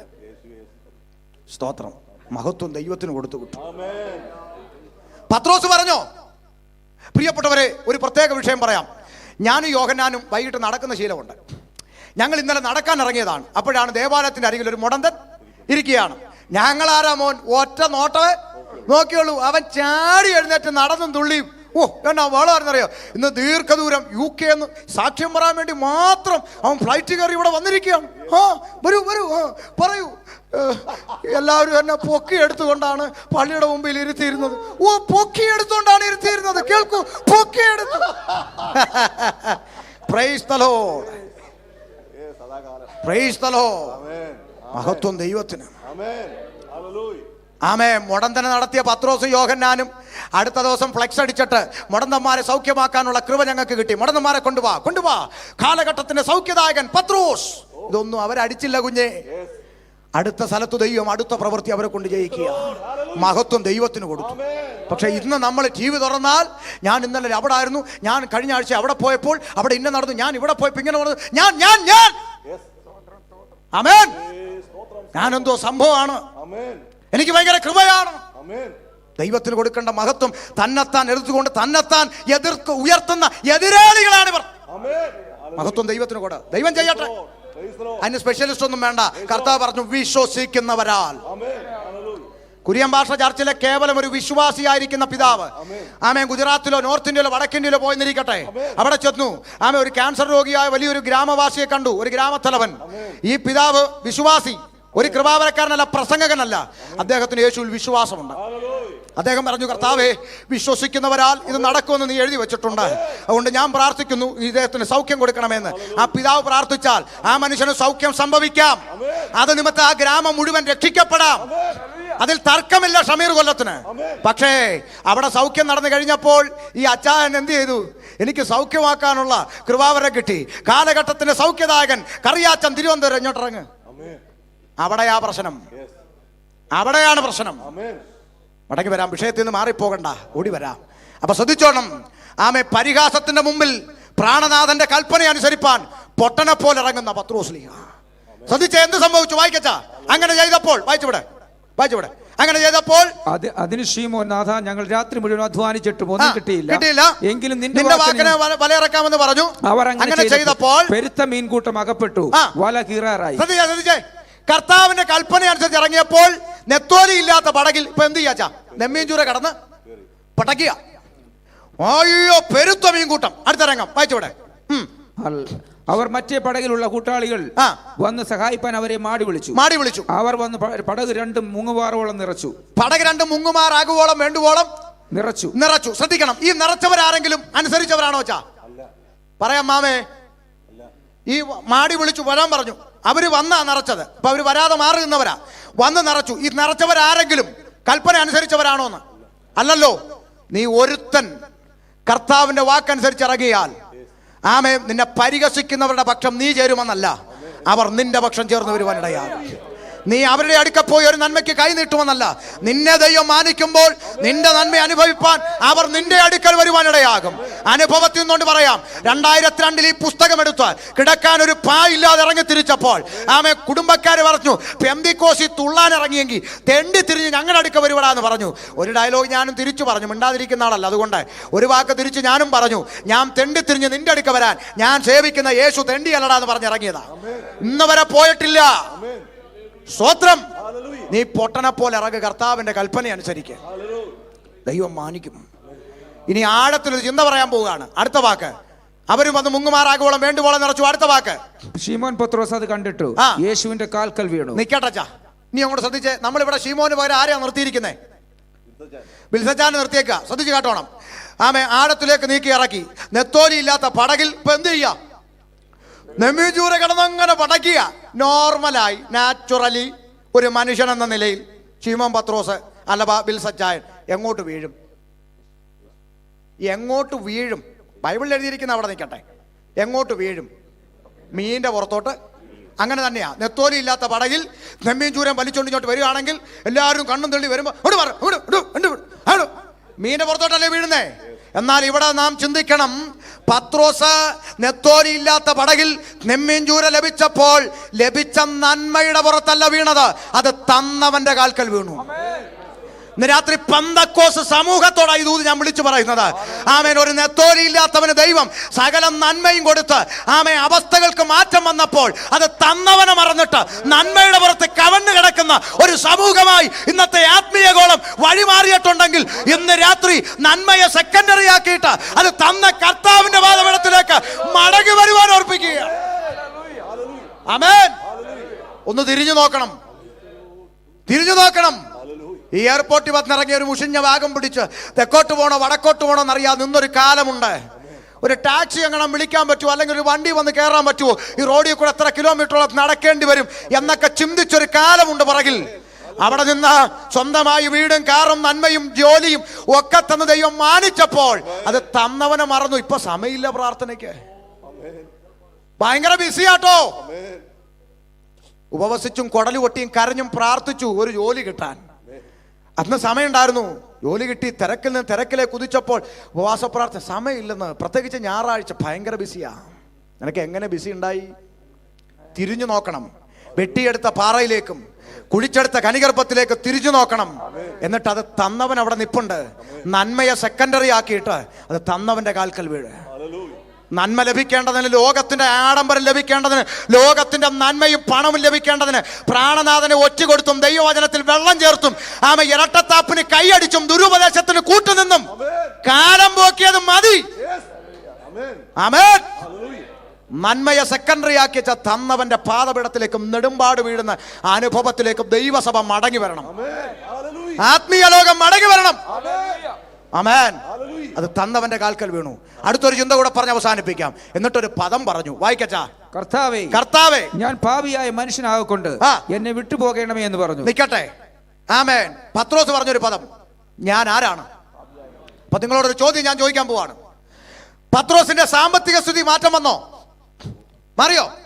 മാറി. പക്ഷെ അപ്പോഴും പത്രോസ് ആരാ? പാപിയ. അപ്പൊ ഒരു ചോദ്യം നിങ്ങളോട് ചോദിക്കുന്നു, പാപിയായിരിക്കുമ്പോ തന്നെ ഭൗതിക അവസ്ഥയ്ക്ക് മാറ്റം വരുമോ? വരും. അതുകൊണ്ട് മേപ്പോട്ട് പോകുന്നു നീ വിചാരിക്കരുത്. സ്വോത്രം. ഇന്ന് ചിലർ പറയുന്നത്, ഞങ്ങളിപ്പോ പെന്തിക്കോസി തുള്ളാനും കലവില പറയാനൊന്നും വന്നില്ലേലും ഇന്നുവരെയും ഞങ്ങൾ പ്രാർത്ഥിച്ചതെല്ലാം യേശു അപ്പച്ചൻ ഞങ്ങൾക്ക് തന്നിട്ടുണ്ട്. ഒരു വീട് ചോദിച്ചു, നല്ല വീട് തന്നു. ഒരു കുടുംബം ചോദിച്ചു, നല്ല കുടുംബം തന്നു. ഒരു കാറ് ചോദിച്ചു, 2 കാറ് തന്നു. 2 മക്കളെ ചോദിച്ചു, 5 മക്കളെ. അങ്ങനെ ഇന്നുവരെയും ചോദിച്ചതെല്ലാം ദൈവം ഞങ്ങൾക്ക് തന്നിട്ടുണ്ട്. കുഞ്ഞേ, ഭൗതിക വിഷയത്തിന് വിടുതൽ കിട്ടിയതുകൊണ്ട് യേശു എൻ്റെ കൂടാന്ന് നീ പറയുന്നെങ്കിൽ യേശു അംബാനിയുടെ വീട്ടിൽ സ്ഥിരതാമസക്കാരനാണെന്ന് സമ്മതിച്ചിട്ടേ ഹോളിയിൽ നിന്ന് ഇറങ്ങിപ്പോകാവൂ. ആമേൻ. ഇന്ന് ഇതാ എല്ലാവരും മുമ്പേ കൊടുക്കുന്നത്. ഞാൻ ദുബായിൽ കഴിഞ്ഞ മാർച്ച് മാസം ദുബായിൽ ചെന്നപ്പോൾ എനിക്ക് പ്രസംഗിക്കാൻ 1.5 മണിക്കൂറുണ്ട്. വിളിച്ചിട്ട് പോയതാ. എന്നാൽ നാട്ടിൽ നിന്ന് ഒരു ദൈവദാസം വന്നിരിപ്പുണ്ട്. എന്നോട് സഭാഭാഷ ചോദിച്ചൊരു 10 മിനിറ്റ് നാട്ടിൽ നിന്നൊക്കെ വന്നതിൽ 10 മിനിറ്റ് കൊടുത്തോട്ടെ. ഞാൻ പറഞ്ഞു കൊടുത്തു. എനിക്ക് അതിൽ പണക്കമൊന്നുമില്ല. കാരണം പൂച്ച ഏതായാലും എലിയെ പിടിച്ചാൽ മതി എന്നുള്ള ചിന്താഗതിക്കാരനാണ് ഞാൻ. അതിനിപ്പോൾ കറുത്ത പൂച്ച വേണം, വെളുത്ത പൂച്ച വേണം, വണ്ണം കൂടിയത് വേണം, വണ്ണം അതൊന്നുമില്ല. എലിശല്യം തീർന്ന് കിട്ടിയാൽ മതി. ആര് പ്രസംഗിച്ചാലും വചനം പ്രസംഗിച്ചാൽ മതി. അല്ല ഈ കോക്കറി കാണിക്കുമ്പോഴേ ഉള്ളു എതിർക്കുന്നത്. ഉപദേശം പ്രസംഗിച്ചാൽ അത് ആര് വേണമെങ്കിലും സന്തോഷമാണ്. ആരായാലും ദൈവത്തിന് പറയാനുള്ളത് എന്ത് ചെയ്താൽ മതി, പറഞ്ഞാൽ മതി. ഇവിടെ പുള്ളി 10 മിനിറ്റ് ഉള്ളൂ എന്ന് പറഞ്ഞു. അങ്ങോട്ട് എഴുന്നേറ്റപ്പോഴത്തേക്ക് 10 മിനിറ്റ് തീയും പോകെ അങ്ങോട്ട് ഇറക്കുക. തീയും പോകെ അങ്ങോട്ട് ഇറക്കി വെച്ച് പറഞ്ഞു, അണ്ടാ കണ്ണാടി ടച്ചാനൊന്ന് കൈവക്കാൻ പറഞ്ഞു. കൈവോക്കി. അടുത്ത മാസം നിന്റെ ജീവിതത്തിൽ ചിലത് സംഭവിക്കാൻ പോവുക, പ്രാപിച്ചു. പിന്നെ മറ്റേ ഒരു അച്ചാനോട് പറഞ്ഞു, നിന്റെ സാമ്പത്തികത്തിൻ്റെ കെട്ട് ദൈവം ഇന്ന് അഴിച്ചു വിടുക എന്ന് പറഞ്ഞു. അപ്പോഴത്തേക്ക് മറ്റേ ഉപദേശി പറഞ്ഞു, 9 മിനിറ്റായി. പാനെ പിടിച്ചു. സമയം തീർന്നുകൊണ്ട് ഞാൻ ഇരിക്കുകയാണ്, ഞാനിവിടെ ഉണ്ട്. യോഗം തീരുമ്പോൾ ആരെങ്കിലും ഉണ്ടെ വന്ന് നമുക്ക് വ്യക്തിപരമായി. പക്ഷേ അപ്പം ഇത് കേട്ട് ഞാനങ്ങ് വല്ലാണ്ടിരിക്കുകയാണ്. അപ്പോൾ അടുത്ത ഞാൻ എഴുന്നേറ്റു. ഞാൻ മൈക്കെടുത്തിട്ട് പ്രസംഗം തുടങ്ങിയപ്പോൾ ഞാൻ ചോദിച്ചു, എന്തുവാടോ ഈ ചിലത്? അടുത്ത മാസം ചിലത് എന്തുവായി ചിലത്? ഞാൻ പഠിച്ച പുസ്തകത്തിൽ ആകാം, ആയിക്കോട്ടെ, നോക്കട്ടെ, ചിലപ്പോൾ സംഭവിക്കാം, ആയിരിക്കാം, നിഗമനം, ഇങ്ങനൊന്നും ഞാൻ കണ്ടിട്ടില്ല. അതൊക്കെ ഡാർവിൻ്റെ പരിണാമ പുസ്തകത്തിലാണ്. നിഗമനം, ആകാം, ആയിക്കോട്ടെ, നോക്കാം, ചിലപ്പോൾ, അങ്ങനെ ചിന്തിക്കുന്നു എന്നൊക്കെ.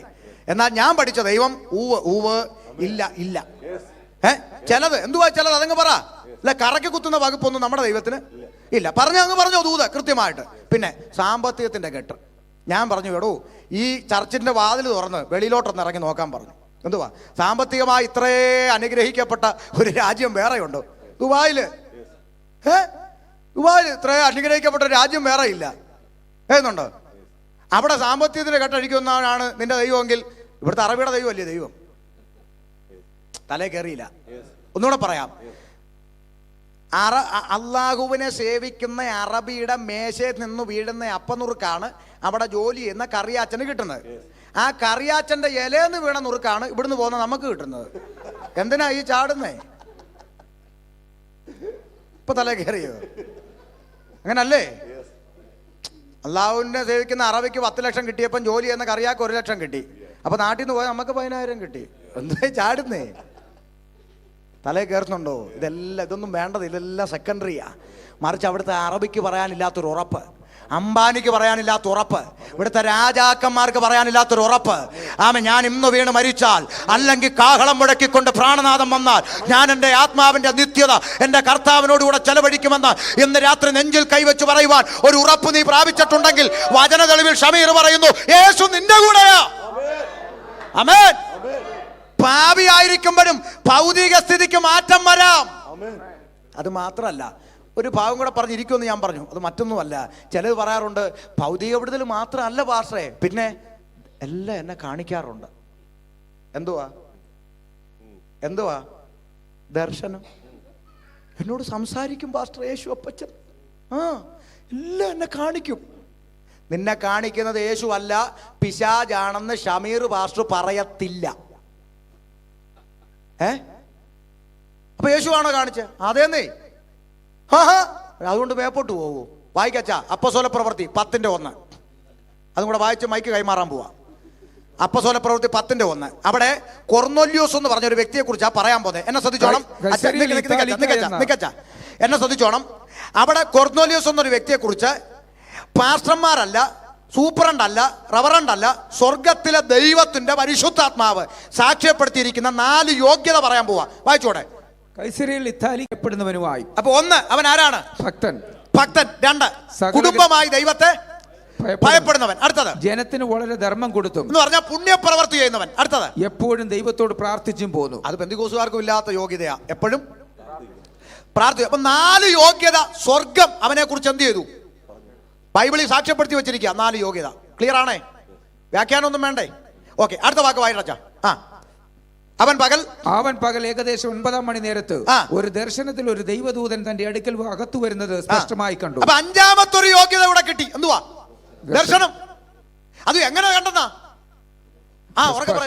സ്പഷ്ടമായി. നമ്മുടെ അമ്മാമ്മമാര് കാണുന്ന പോലെ, എടി ഞാൻ പ്രാർത്ഥിക്കുമ്പോഴേടി ഒരു ആന തിരിഞ്ഞു നിൽക്കുക, ഓലമടൽ താഴോട്ട് വീഴുക, അരി അങ്ങനെ തിളച്ചു തൂവുക, ചക്ക ഇങ്ങനെ പഴുത്തിരിക്കുന്നു പാത്രത്തിൽ. ഇതൊന്നും അല്ല അവൻ കണ്ടത്. ചക്ക മാങ്ങ തേങ്ങ ഒന്നുമല്ല, സ്പഷ്ടമായ ദർശനം. കണ്ടോ? അപ്പൊ 5 യോഗ്യത ശ്രദ്ധിച്ച് കാട്ടോണം. 5 യോഗ്യത പിശാചല്ല സാക്ഷ്യപ്പെടുത്തിയിരിക്കുന്നത്, ദൈവം. 5 യോഗ്യത സ്പഷ്ടമായി കണ്ടു. അടുത്ത വാക്ക്, കൊർന്നൊല്യോസേ എന്ന് തന്നോട് പറയുന്നത് കേട്ടു. അവനെ ഉറ്റുനോക്കി ഭയപരവശനായി. എന്താകുന്നു കർത്താവ് എന്ന് ചോദിച്ചു. എന്നെ നോക്ക് അച്ഛൻ വായിച്ചോളൂ. എന്നെ നോക്ക്, എന്താകുന്നു കർത്താവ് എന്ന് ചോദിച്ചു. അവനോട് നിന്റെ പ്രാർത്ഥനയും ധർമ്മവും ദൈവത്തിന് മുമ്പിൽ എത്തിയിരിക്കുന്നു. ഇപ്പോൾ ആരുടെ? കൊർന്നൊല്യോസേ, നിന്റെ പ്രാർത്ഥനയും നിന്റെ ആ പുണ്യ പ്രവൃത്തികളുണ്ടല്ലോ. അടുത്ത എവിടെ കൺവെൻഷൻ ഉണ്ടെങ്കിലും കസേര അച്ചായന്റെ വകയാ. ഉണ്ടോ? ഒരു പിണക്കവും ഇല്ല. എല്ലാം നന്മ പ്രവൃത്തി ഉണ്ടല്ലോ. അതെല്ലാം എവിടെ എത്തി? സ്വർഗത്തിൽ ദൈവത്തിന്റെ മുമ്പിൽ. അയ്യോ, നമ്മുടെയൊക്കെ പ്രാർത്ഥന പോലും പിശാച് അന്തരീക്ഷ മണ്ഡലത്തിൽ തടഞ്ഞു വെക്കുന്നു. നമ്മൾ 21 ദിവസം വിഷയത്തിന്റെ പുറത്ത് കയറിയിരിക്കുന്നു. ദൂതന്മാരെ ഇറങ്ങി വെട്ടി തുപ്പിയിട്ടൊക്കെ അവിടെ എത്തുന്നത്. ഇവിടെ ഒരു പ്രശ്നവും ഇല്ല. അവന്റെ പ്രാർത്ഥനയും അവന്റെ പുണ്യപ്രവർത്തികളും എവിടെ എത്തി അച്ഛാ? ദൈവത്തിന് മുമ്പിൽ എത്തി. മറുപടി ആയിട്ട് ആരെ അയച്ചു? ദൂതനെ. ക്ലിയർ ആണേ? ഇപ്പൊ പ്രാർത്ഥനയ്ക്ക് മറുപടി കിട്ടുന്നു, 5 യോഗ്യത പ്രാപിച്ചിരിക്കുന്നു. ഇനി ദൂതൻ എന്താ പറഞ്ഞെന്ന് വായിക്കേ. ഇപ്പോൾ യോപ്പയിലേക്ക് ആളയച്ച് പത്രോസ് എന്ന മറുപേരുള്ള ശീമോനെ വരുത്തുക. ഇങ്ങോട്ട് നോക്കേ. നീ നിന്റെ പ്രാർത്ഥനയും പുണ്യപ്രവർത്തികളും എവിടെ എത്തി? സ്വർഗത്തിലെത്തി. Thank you. നീ യോപ്പയിലേക്ക് ആളയച്ച്. പണ്ട് മീൻപിടുത്തക്കാരനായിട്ട് നടന്നൊരു ഉപദേശമുണ്ട്, ഇപ്പൊ ജുബാക്കായിട്ട് നടക്കുക. പുള്ളിയെ വീട്ടിലോട്ടൊന്ന് വിളിപ്പിക്കണമെന്ന്. അവിടെ വെച്ച് കൊർന്നേലിയോസിന് ദൂതനുമായിട്ടൊന്ന് തെറ്റിക്കൂടെ അച്ഛാ? അങ്ങോട്ട് ശ്രദ്ധിച്ചോണം.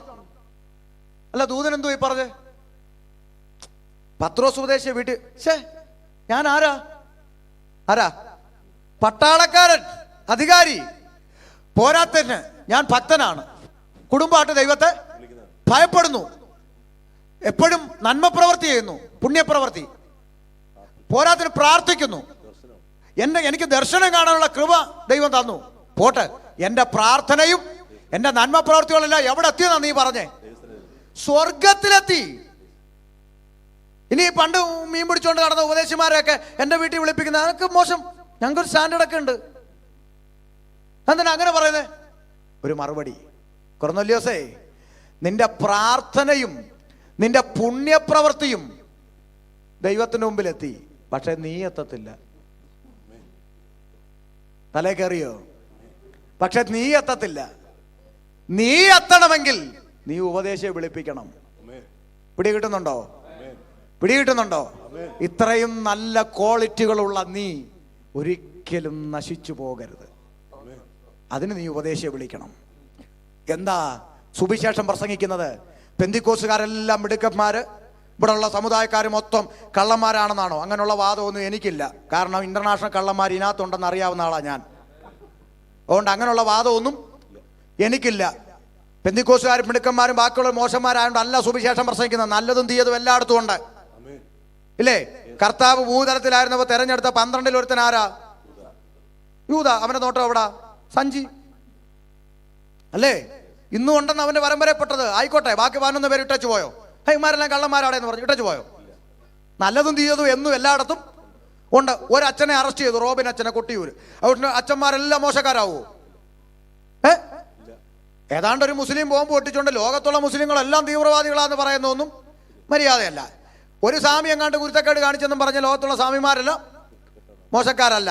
നല്ലതും തീയതും എല്ലായിടത്തും ഉണ്ട്. ഇവിടുത്തെ വിഷയം അതല്ല. നിത്യതയിൽ പോകണമെങ്കിൽ മാനദണ്ഡം വേറെ കിടപ്പുണ്ട്. സ്തോത്രം, സ്തോത്രം. ഒത്തിരി സമുദായക്കാരൻ നല്ല ആൾക്കാർ. എൻ്റെ അനുഭവത്തിൽ നിന്ന് പറയാം. എൻ്റെ കുഞ്ഞുങ്ങൾ ചെറിയ ക്ലാസ്സിൽ പഠിക്കുന്ന സമയത്ത് യൂണിഫോമിനും പുസ്തകത്തിനും പോലും പൈസ ഇല്ലാതെ ഞാൻ ഭാരപ്പെട്ടിട്ടുണ്ട്. അന്ന് നമ്മുടെ കൂടെ ആരാഴ്ച പലരും ബ്രദറെ, വിശ്വാസ ജീവിതം പോർക്കളമാണ്, പോരാട്ടമാണ്, അടി പതറരുത്, പുറകോട്ട് പോകരുത്, ഞങ്ങൾ പ്രാർത്ഥിച്ചോളാം, ഗ്ലോറി. പോയി സമുദായക്കാർ, മാർത്തോമാക്കാര് ഉപദേശി കൊച്ചുങ്ങളുടെ കാര്യം ഒന്നും വല്ലതും പുസ്തകം വല്ലതും മേടിച്ചു, ഉപദേശി ഇങ്ങോട്ടൊന്ന് വരണം. 2-3 വർഷം തുടർച്ചയായി എൻ്റെ മക്കളെ പഠിപ്പിച്ചത് സമുദായക്കാരാ. അതുകൊണ്ട് നിങ്ങളാരും മോശക്കാരായതുകൊണ്ടല്ല. കൊർന്നേലിയോസിനെ പോലെ അനേക യോഗ്യതയുള്ള കൊർന്നേലിയോസിന്റെ കുടുംബക്കാർ ഇതിനകത്ത് കാണും. അതുകൊണ്ട് പറയുകയാണ്, ഇത്രയും നല്ല ക്വാളിറ്റിയുള്ള നീ ഒരിക്കലും നിത്യതയും നഷ്ടപ്പെടരുത്. അതുകൊണ്ട് നീ ഉപദേശിയെ വിളിപ്പിക്കണം. ഉപദേശിയെ വിളിപ്പിക്ക. അവൻ പറഞ്ഞതുപോലെ ചെയ്തു. 33-ാം വാക്യം വായിക്കച്ചാ, സമയമില്ല, ബാക്കി വീട്ടിൽ പോയി മൊത്തം വായിച്ചോണം. ആളയച്ചു.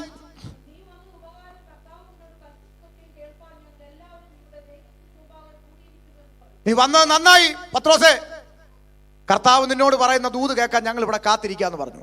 44-ാം വാക്യം. പത്രോസ് വന്ന് ദൈവവചനം പ്രസംഗിക്കാൻ തുടങ്ങി. അടുത്ത പദം, പ്രസംഗിക്കുമ്പോൾ തന്നെ. അപ്പൊ അവരുടെ മേൽ എന്തു വന്നു? ഇങ്ങോട്ട് നോക്ക്, എന്തു വന്നു? അപ്പൊ ഈ പരിശുദ്ധാത്മാവ് എപ്പോഴാ വന്നേ? ഉപദേശിയെ വിളിച്ച് വചനം കേട്ടപ്പം. പരിശുദ്ധാത്മാവ് ഇല്ലാതെ തന്നെ ഈ 5 ക്വാളിറ്റി അവനില്ലേ? ഉണ്ടോ? ദർശനം കാണത്തില്ലേ? അതിന് ആത്മാവ് വേണമെന്ന് നിർബന്ധമൊന്നുമില്ല. ഇവിടെ കിട്ടിയോ? അടുത്തത് വായിരേ. അപ്പൊ അവര് അന്യഭാഷ സംസാരിച്ചപ്പോഴും പരിശുദ്ധാത്മാവിനെ പ്രാപിച്ചപ്പോഴും ഇത് രണ്ടും സംഭവിക്കാതെ തന്നെ 5 ക്വാളിറ്റി ഇല്ലേ? ഉണ്ട്. അടുത്തത് വായില്.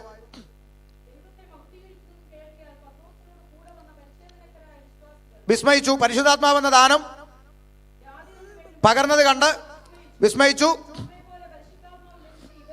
സ്നാനം കഴിപ്പിക്കാതെ വണ്ണം വെള്ളം വിലക്കുവാൻ ആർക്ക് കഴിയുമെന്ന് പറഞ്ഞു. പത്രോസ് അവരെ നാമത്തിൽ സ്നാനം കഴിപ്പിപ്പാൻ കൽപ്പിച്ചു. അപ്പൊ അപ്പോഴാണ് ഇവർ എന്തേറ്റത്? സ്നാനമേറ്റതും പിന്നെ ആത്മനിറവ് പ്രാപിച്ചും പിന്നെ അന്യഭാഷ പറഞ്ഞതും പിന്നെ അതിനു മുൻപേ തന്നെ എന്തുണ്ട്? ഇവിടെ കിട്ടിയോ? അപ്പൊ ഈ യോഗ്യത ഒന്നും പ്രാപിക്കാൻ ആത്മാവ് വേണമെന്നും സ്നാനപ്പെടണമെന്നൊന്നും ഇല്ല. പക്ഷെ മേപ്പോട്ട് പോകണമെങ്കിൽ നീ കർത്താവിൻ്റെ കൽപ്പന അനുസരിച്ചേ നടക്കൂ, വേറെ വകുപ്പൊന്നുമില്ല.